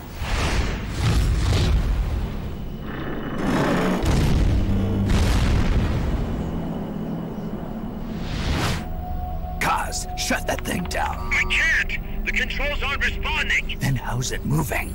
I made some modifications. This machine was meant to have a human pilot.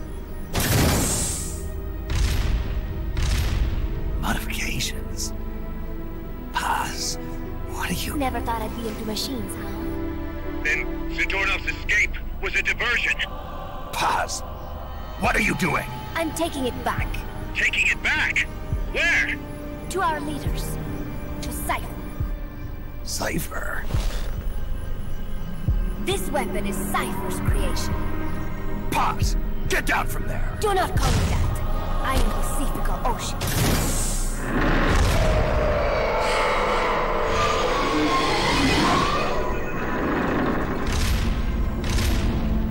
My name, my age, my mission. Cypher gave them all to me. My entire life has but one purpose. To carry out Cypher's plan. The nasty tobacco. The angel of peace crap. The whole teen with a dream routine. I am through with all of it. Pause! You I can't! told you not to call me that. It makes me want to puke. Everything is going exactly as we planned. Now the Real Peace Walker project is finally about to reach its goal. The real project?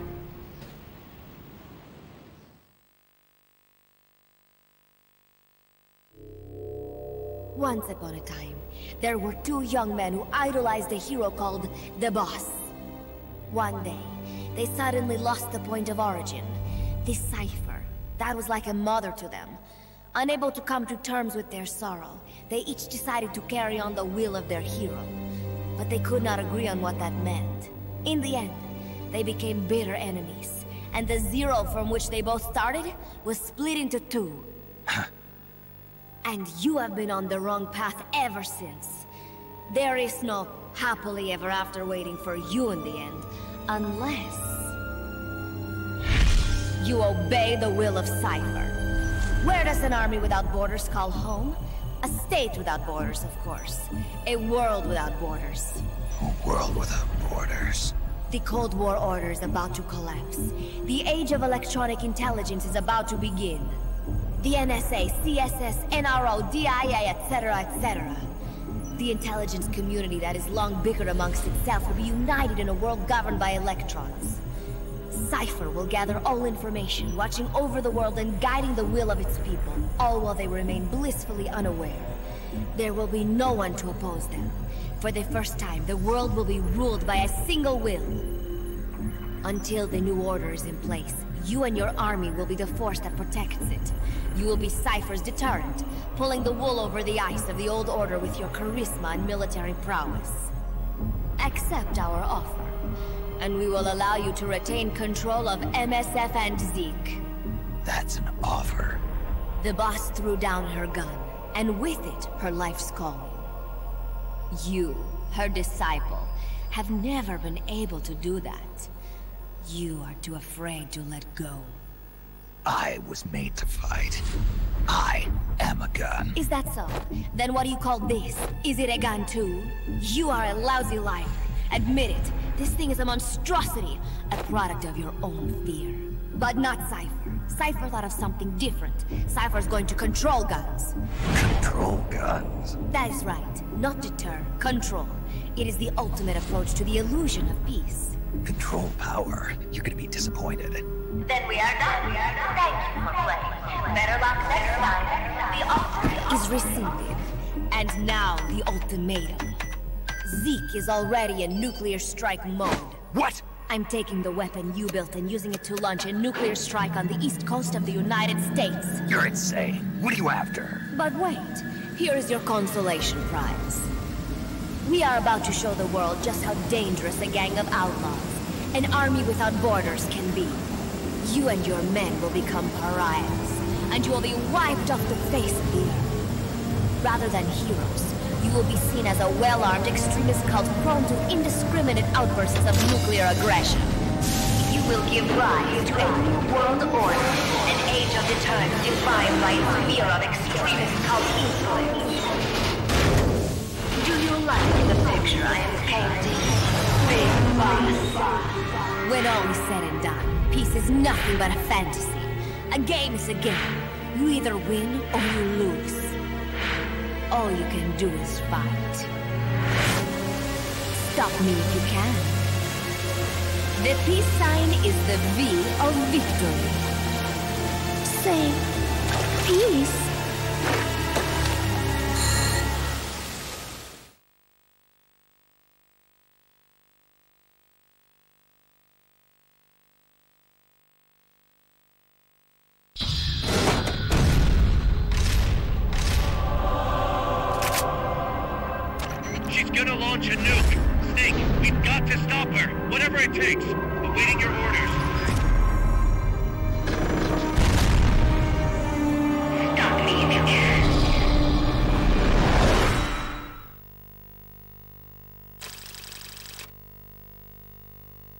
continuar. Guay, continúa.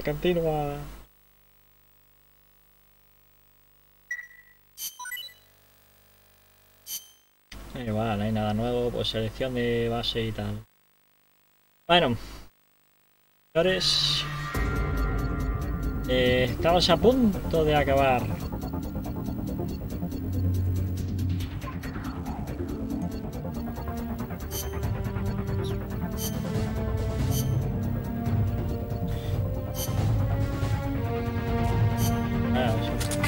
Igual que lo teníamos. No hace falta en sí, pero yo tampoco.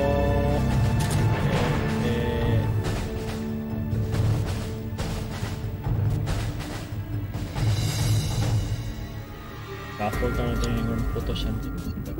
A ver, archivos. La puta mierda. Pero nada nuevo, ¿no? Antes de acabar la mierda. Tenemos un montón de mierda, básicamente. Tenemos cosas nuevas y nadie me ha dicho nada.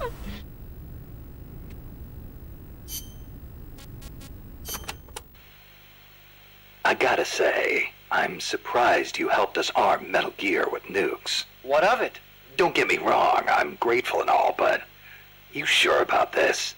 They may be for MSF self-defense, but they're still nukes. It's essentially the same thing as Peace Walker, which you despised. See, that's exactly it. What is? You don't hide your motives. You tell the truth. That's what makes you different from those CIA bastards. They lay on the charm, win you over.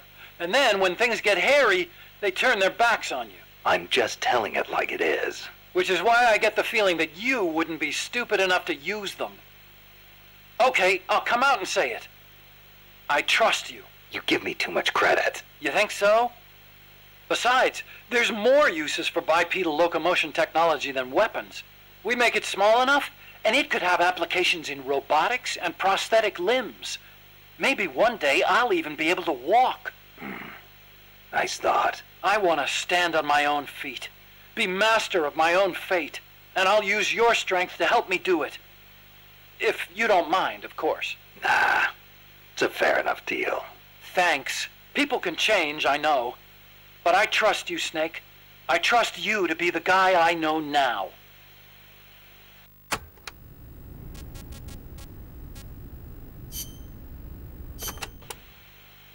The pupa increases its mobility by using compressed air to hover its rear section. It moves by means of its treads and boosters. Those boosters also provide the propulsion needed for high-speed movement. So if I take out the boosters, it won't be able to charge. Right. I suppose you could also avoid its attacks by lying down beneath it. The pupa is also equipped with electrical shock units. It uses these devices, they look like lightning rods, to direct discharge. Guess I should pull the plug on those too. Good idea. What else? Well, as with all AI machines, you can incapacitate the entire unit by taking out the AI itself. If you can get the hatch open and climb inside, you can pull out the memory boards. Lights out AI. We may be able to use those boards for ourselves. If you can, try and get inside the AI pod and have a crack at it. You won't be able to do that until you've damaged it enough to stop it from moving first. Got it. Usual tactics first, then.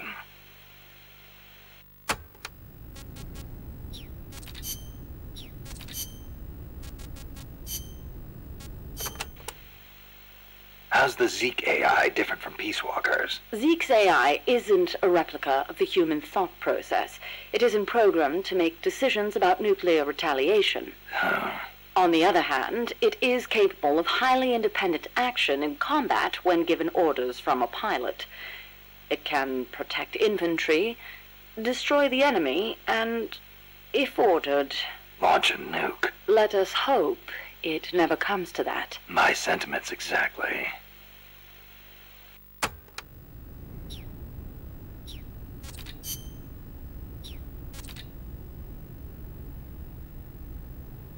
Vale, oficialmente no tenemos nada pendiente para ver, ¿vale? Esto es, en teoría, la batalla final. intentaré hacerle un par de intentos, como siempre. Si veo que se me acerca la hora, pues me iré a la hora que toca.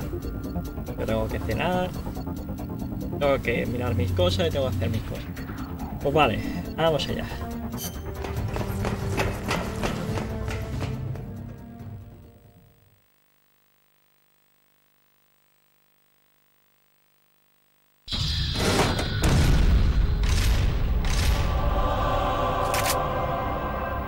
She's gonna launch a nuke. Snake, we've got to stop her. Whatever it takes. Awaiting your orders. Stop me if you can.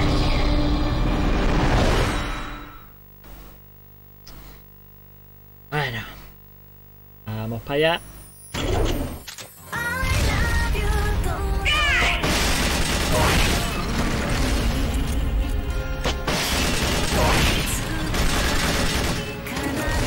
You have to stop Paz before she can launch that nuke.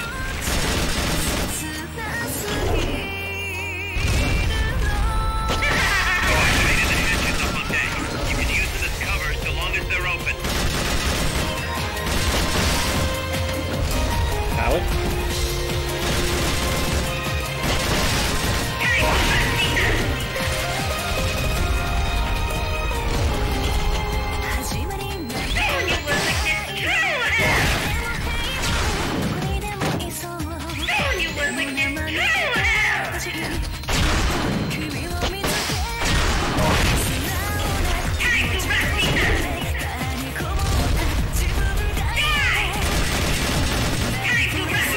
Gun platforms to use.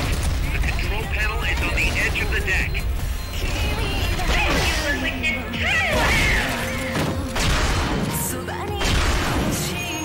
Transport catapult ready to launch.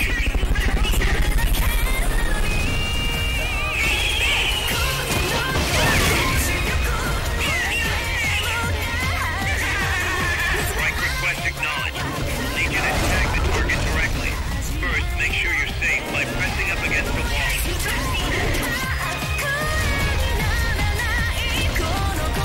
First, make sure you're safe by pressing up against the wall. Then use the L1 button to locate the enemy's position, and press the entire button to tag him.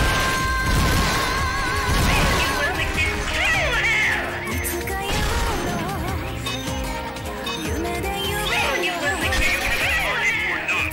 We're aborting the strike for now. It's out of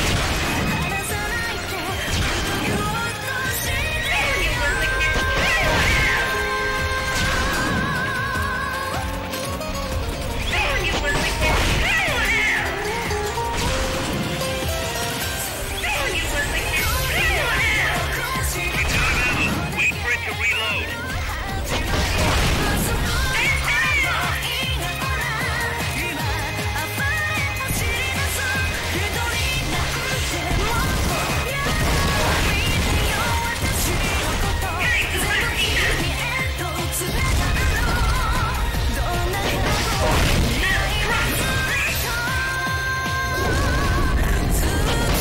Supplies are loaded in the transport catapult. Fire away. Strike request acknowledged. We'll need you to tag the target directly. First, make sure you're safe by pressing up against a wall. The base's gun platform is to use. We can't fire from that position. Use a different platform. Cabrones. No one can play but yourself. Time to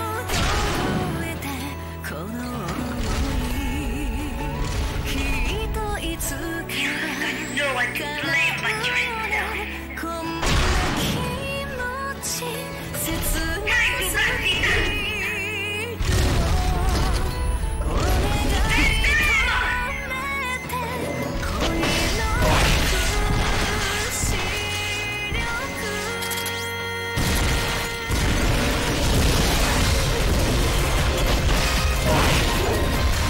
I'll crush you, please.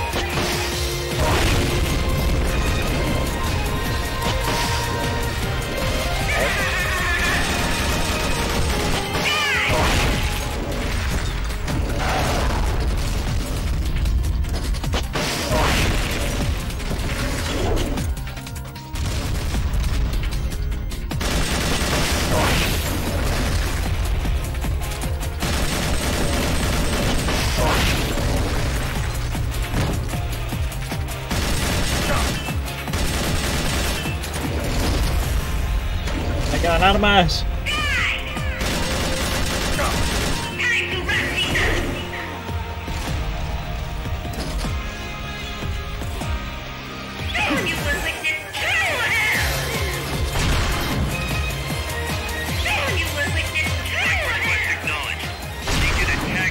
Directly. First, make sure you're safe by pressing up against the wall.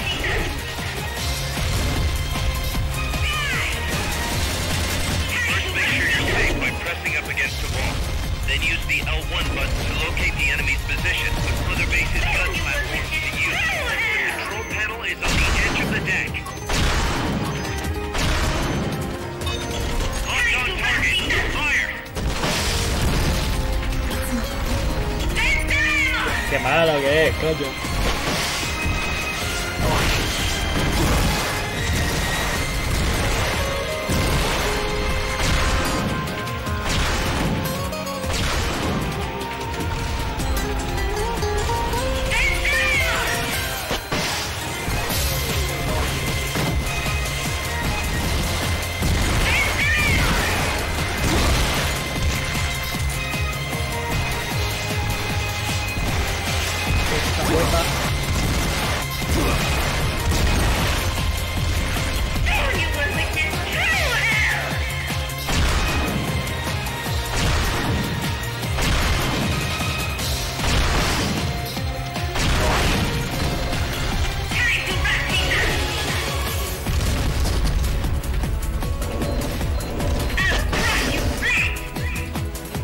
Rocket launchers reloaded.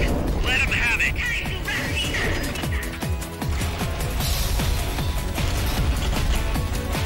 You've got no one to blame but yourself. Rocket launcher ready to fire. You were with this Target acknowledged. Bombs away.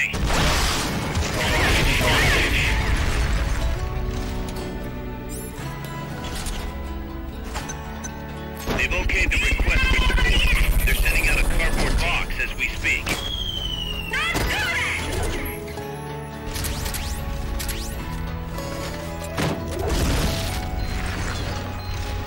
Zeke's getting distracted by the gun platform. Now's your chance to attack.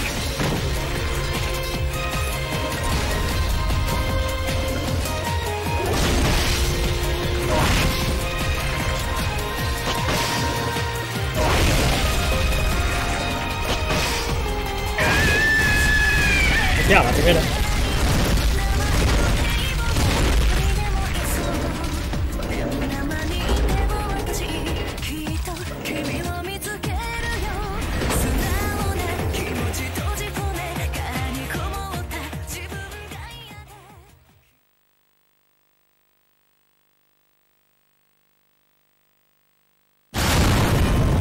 It is no use.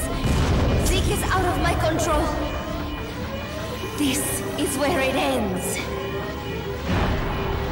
Listen to me, Big Boss. As long as your army is needed, the world will never know true peace.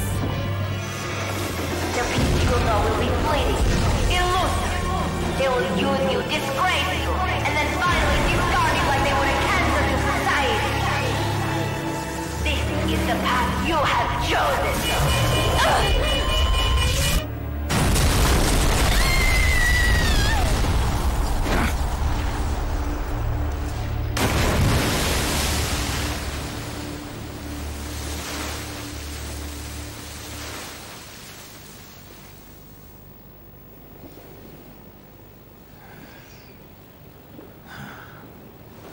Paz.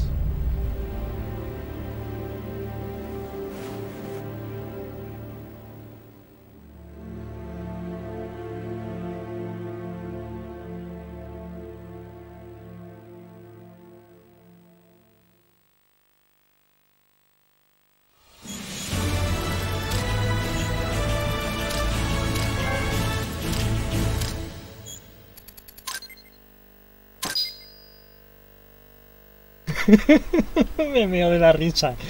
La primera vez que me lo paso, ese. Hostia la puta.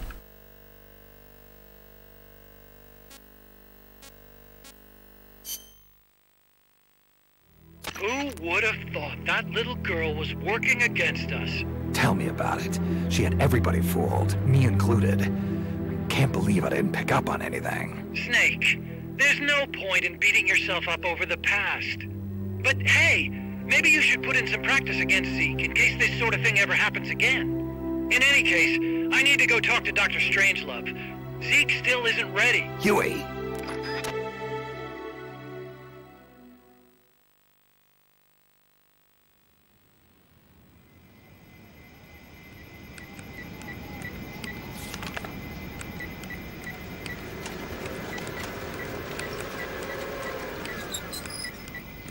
How's it going? How's Zeke look? The attitude control AI had a backup, so it should be able to walk. Really? Well, that's good.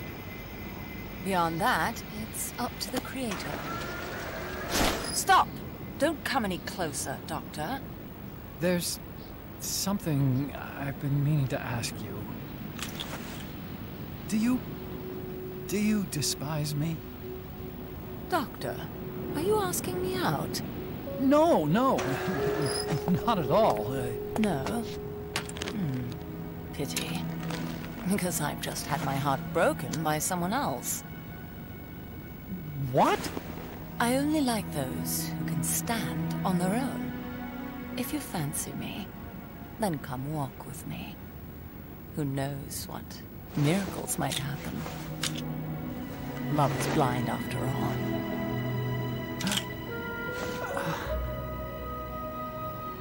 Take your time. I'll be waiting.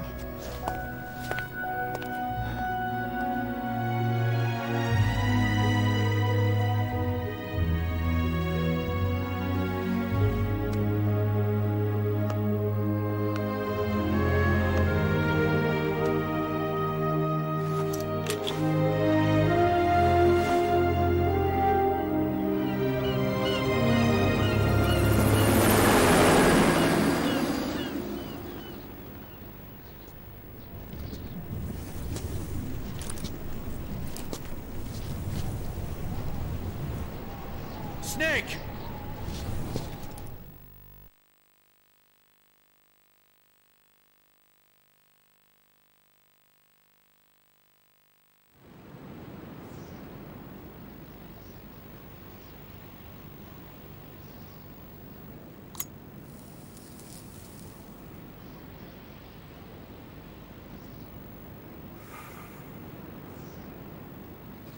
That name Paz mentioned at the end, Cipher. It's a code. It means empty. It also means... Zero. A world of electronic intelligence, built on codes. And at the center of it all, a zero.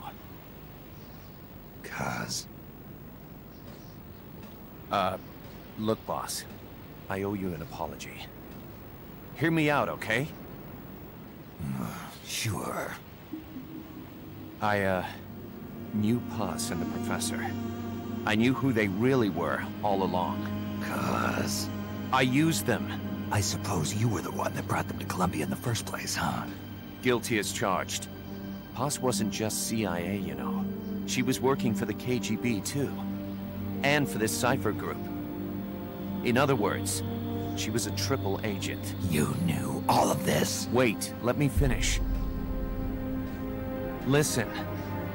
MSF never would have gotten this big if it weren't for them. This mercenary business we built. Someday it's gonna be a new driving force in the world economy.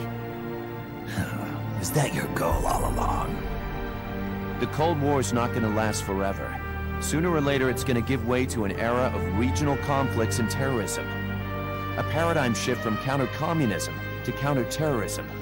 In the new age, armies won't be tied to states, and war will become a business. We'll be a valuable commodity. There'll be clients all over the world who need our services. MSF is only the beginning.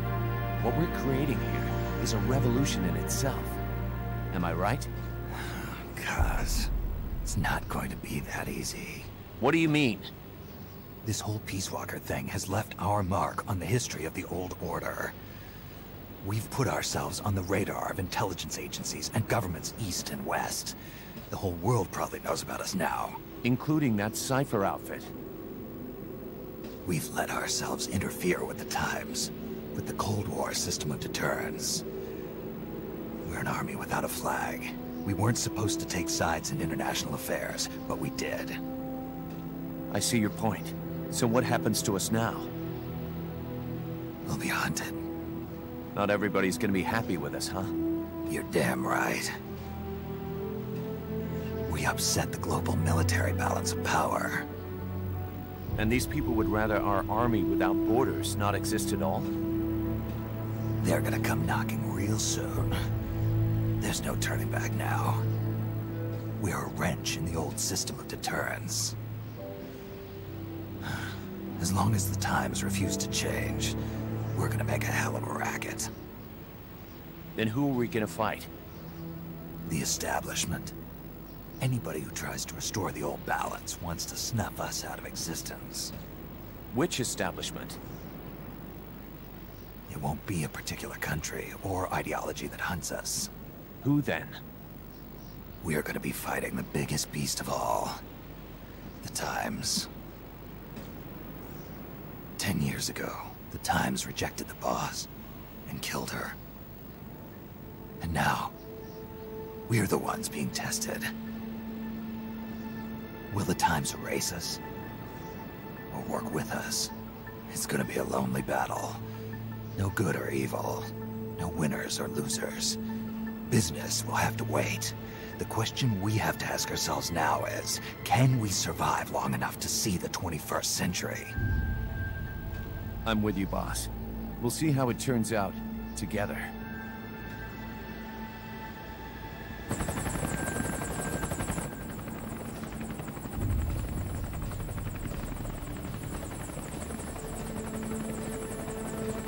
The hunt is on, Kaz. And the whole world's on our tail. Assemble the men.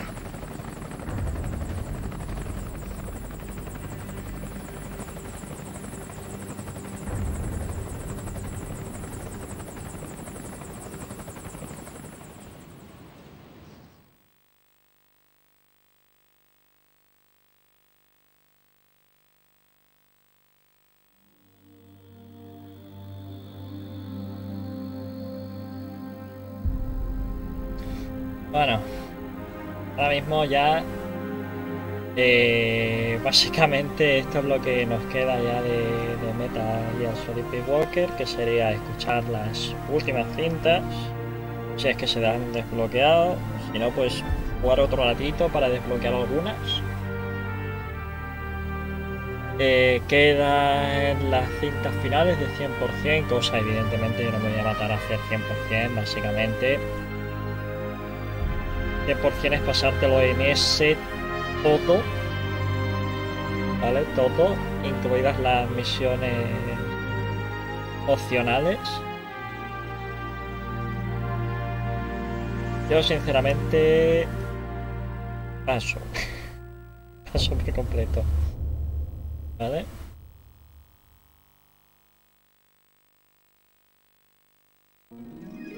Entonces voy a dejar los créditos.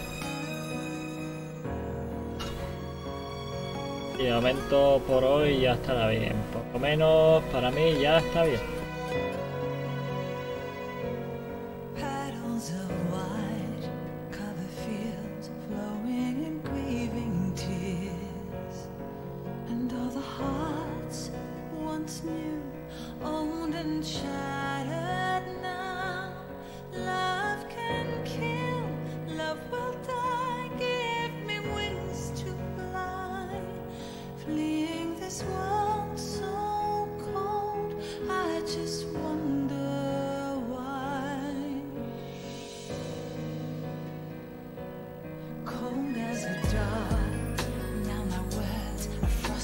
With every breath, still the heat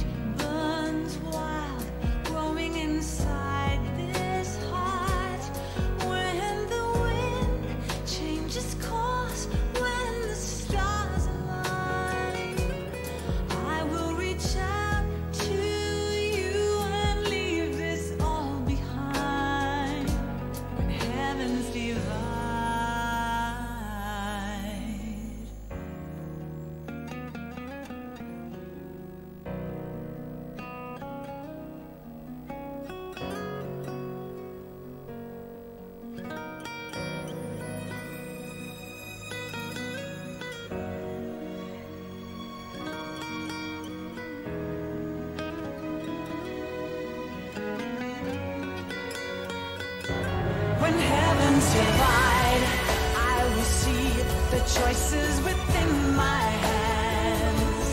How can we ever protect and fight with our tiny souls? Let me shine like the sun through the doubts and fear. Do you feel the storm approach as the end draws near? When heavens divide, time will come to softly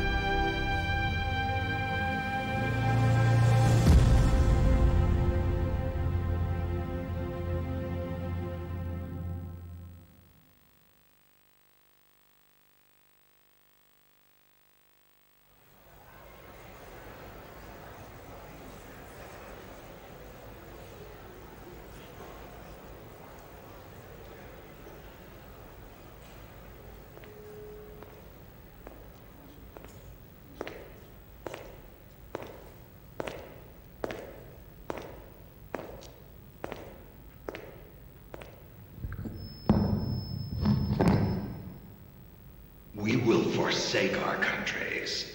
We will leave our motherlands behind us and become one with this earth. We have no nation, no philosophy, no ideology. We go where we're needed, fighting not for country, not for government, but for ourselves. We need no reason to fight. We fight because we are needed. We will be the deterrent for those with no other recourse. We are soldiers without borders, our purpose defined by the era we live in. We will sometimes have to sell ourselves and services. If the times demand it, we'll be revolutionaries, criminals, terrorists, and yes, we may all be headed straight to hell. But what better place for us than this?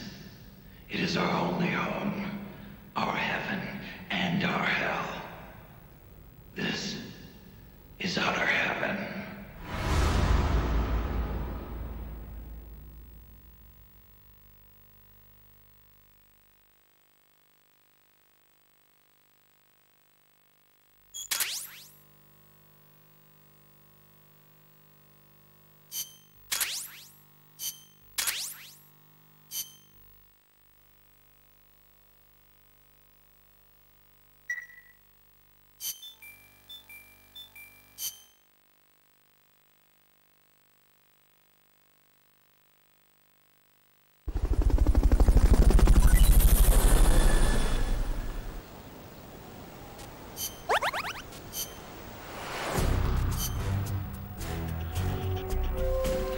Bueno, ya toca hacer la mierda esta. Tampoco es tan caro, no sé por qué. Vale, veamos a ver. ¿Qué es esto? Veamos a ver. Pues eso, Metal Gear está hecho una mierda. Vale, está hecho una mierda, lo habitual. No le he hecho ni pupa, joder. No le hemos hecho nada. Bueno. En sí podemos equipárselo esto. A ver si por lo menos lo curamos.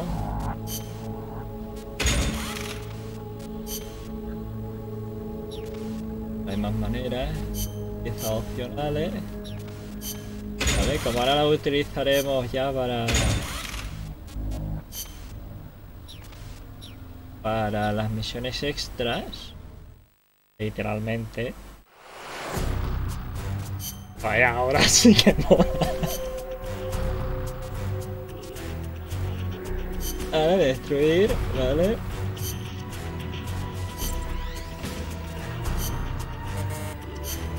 Ya se envió así.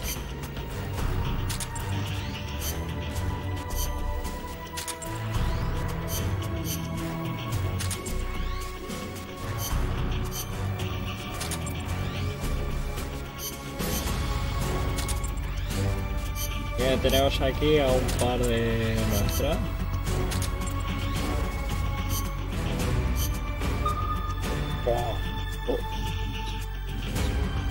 A tomar por el culo. Hace ¡pum! Vale. No creo que tengamos cintas. Habrá que hacer algo. Voy a dedicarle un poquito más de rato aquí. Vale. La misión no se puede usar. El suministro, desafiar, paparazzo. Otra misión, infiltración perfecta, más blindado. Ocupa modificada. Combate simulado. Vale.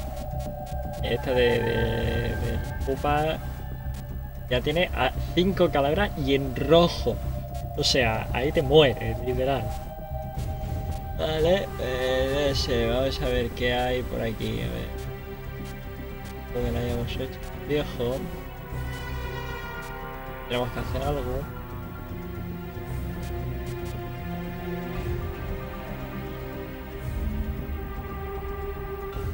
Número de objetivo 25.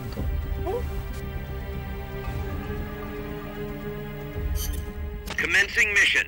You're in for some heavy combat with this one. Try and make it back in one piece. Intentaré a ver qué hay por aquí. Tenemos... Vale, pues eso, voy a ir a pillar la cena, es que la tengo calentando y ahora vengo.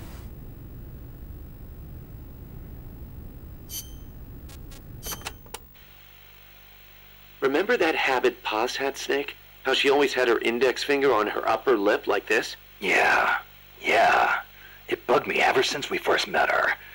Never figured her for a snuff user. I can't believe we never noticed. She used the kind where you keep a pouch of leaf in your upper jaw, let it absorb through your gums.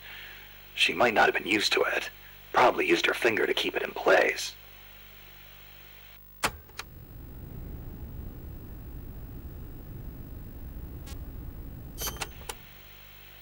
How could Paz... We were gonna start a band together. She was posing as a KGB agent, too. She must have put on the act to get close to Galvez. Wonder how much Coleman knew. But the whole time she was working for some organization called Cypher. Huh. Cypher? Ring any bells, Kaz? Cypher. It means code, or zero in Arabic numerals. Zero. Does that mean something to you? Not sure. You know, Cypher and zero were basically the same word. It's a linguistic redundancy. The word stems from the Sanskrit shunya. It corresponds to the Buddhist concept of emptiness. In Buddhism, shunya means hollow. It supposedly refers to something that's swollen and empty on the inside. A big swollen emptiness. Just like outer space.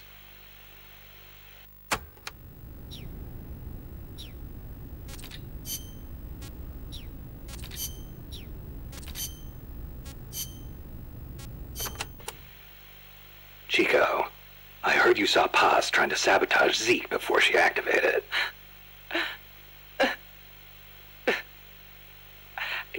I should have stopped her. If only I hadn't run away. I could have captured her before she got inside. If I'd done that, she'd still be here. She was carrying a gun. Probably trained to use it too. Don't blame yourself. You couldn't have stopped her anyway. You were unarmed. Could have at least talked to her. If I'd promised not to tell anyone, Paz wouldn't have gone and done what she did. It's just I was so shocked. I panicked. Ran away. Chico, when you saw Paz, she was trying to sabotage it, right? Huh? Well, yeah. And right after that, she took control of it, tried to make me surrender. Something doesn't add up. Why would she sabotage Zeke when she was about to use it against me? What? Her actions were inconsistent. Even for a spy. If she wanted to destroy Zeke, she could have done it and run away. But if her goal was to steal Zeke, she'd have no motive to sabotage it. I don't know. Maybe your seeing her caused her to change her plan. I don't get it.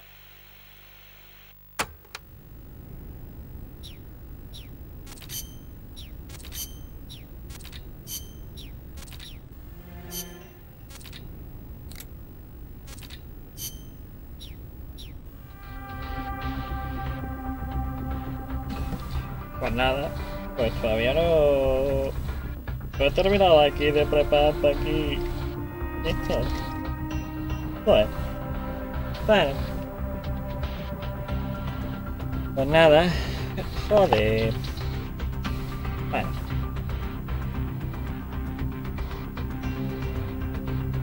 Ya todo preparadísimo ya aquí para empezar. Cada puta, tío. Otro helicóptero. Parece que es el del bosque. Ah, no, ese. Pues es el mismo. Aunque ya sabemos cómo hace y ya está.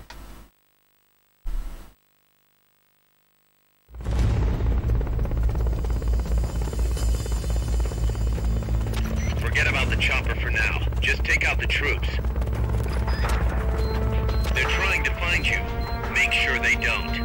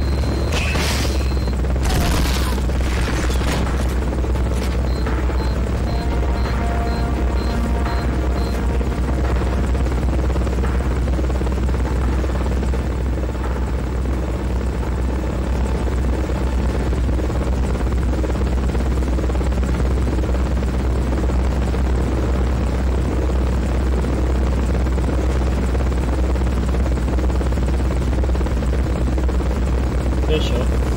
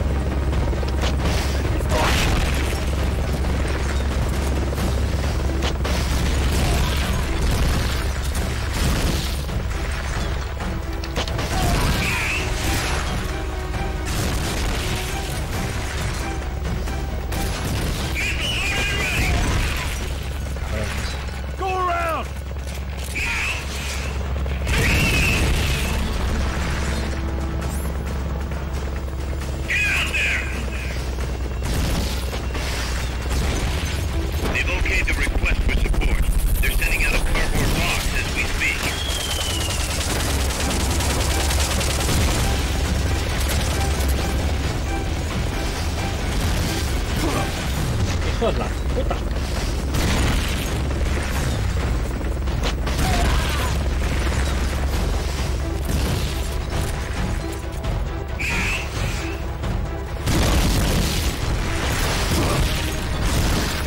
¿Ah?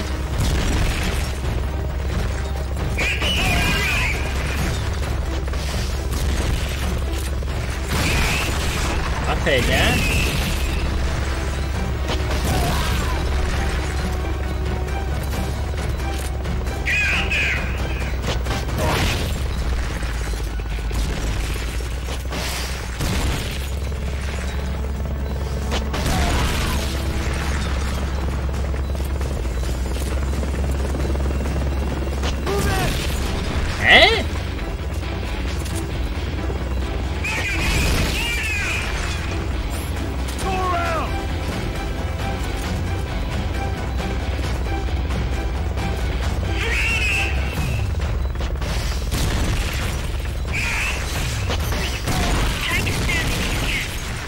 What? Pues sí. Que le hago cosa y pasa.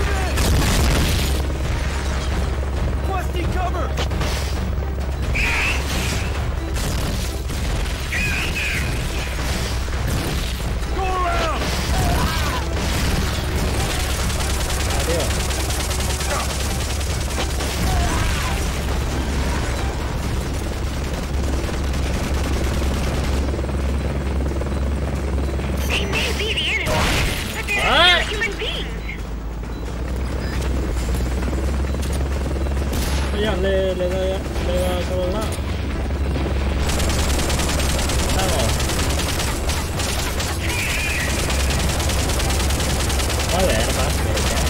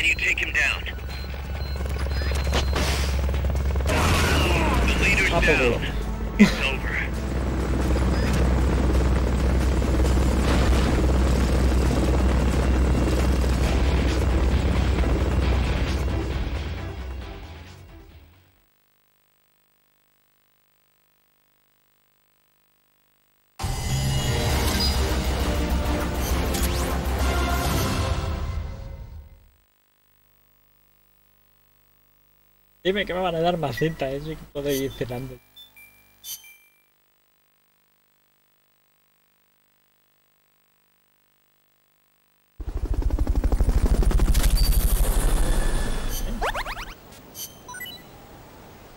Vale.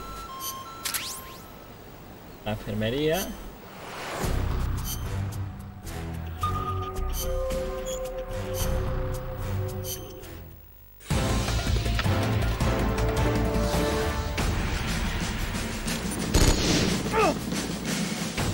Por lo menos. Ya.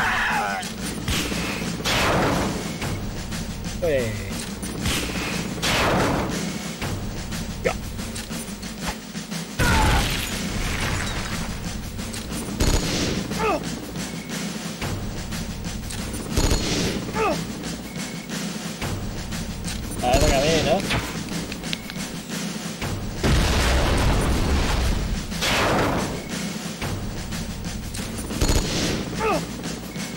Ah, mierda, tío.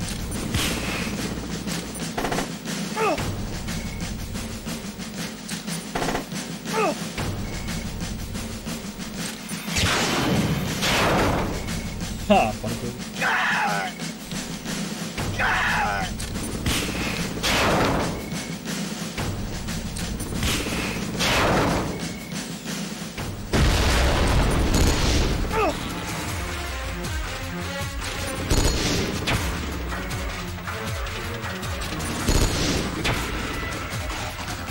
Ya me ha atacado, ¿no? En teoría.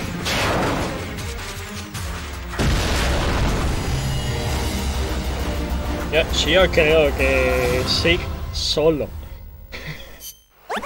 No va por culo, ¿sabes?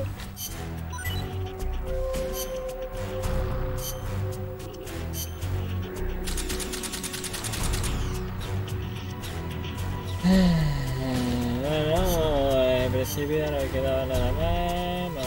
Vamos a ver qué nos dicen por aquí. Hay alguien por aquí. Este va en mecánico. Este va en combate. Y está en médico. Y ahora aquí. ¿No se ha muerto?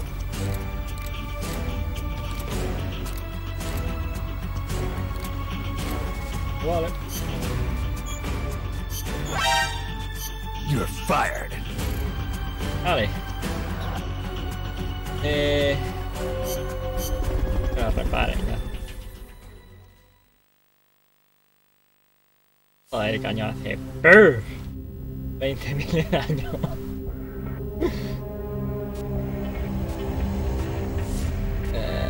Gosh. Commencing mission. No hay nada nuevo tampoco. Joder. Voy a tener que grindear también la mierda de las cintas. Hay unas que son el diario de paz.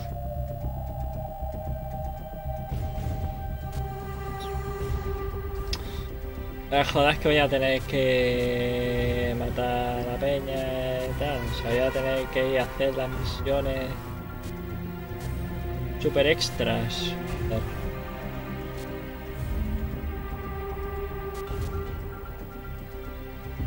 Es que me da mucho palo hoy. En serio.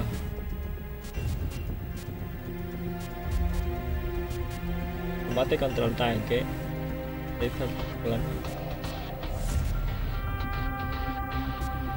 Vale. Y esto. Bueno. Pues la vamos a dejar ya por hoy, que son las 9.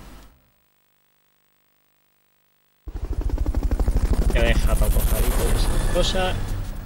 Vamos a matar.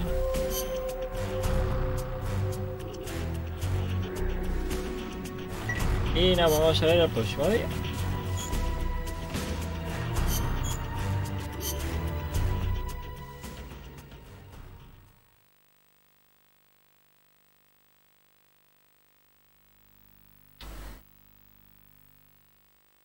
Buenas.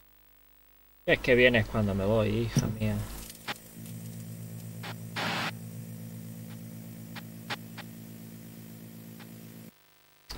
Bueno, vamos a ir dejándolo ya.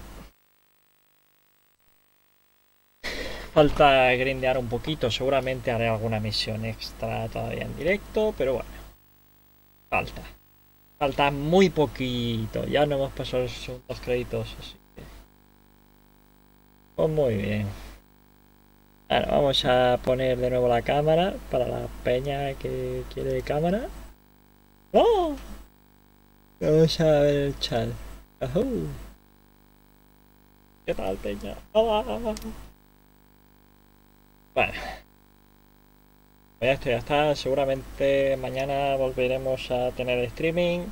Mañana. ¿Vale?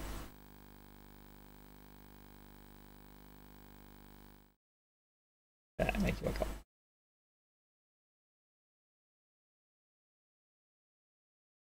Yo tengo de esto para cenar. Cada uno.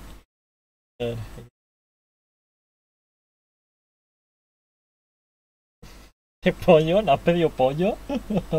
Pollo. Vale. Bueno. No voy a hacer lo mismo del otro día, voy a cortarlo porque sí, ¿no? Vaya. Pero bueno, técnicamente sí. Y bueno, hoy es mientras termino yo de aquí de remover para ver si podemos cenarlo y tal. Hoy es el primer día que emitimos en 4 plataformas distintas al mismo tiempo.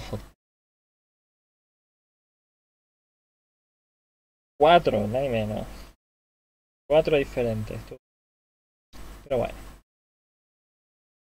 Ya está. Vamos a dejarlo ya. Ya he terminado por hoy. Si queréis ver más contenido, tenéis en Twitch, tenéis los vídeos, tenéis alguna cosita en el YouTube. Bueno, esas cosas. Así que...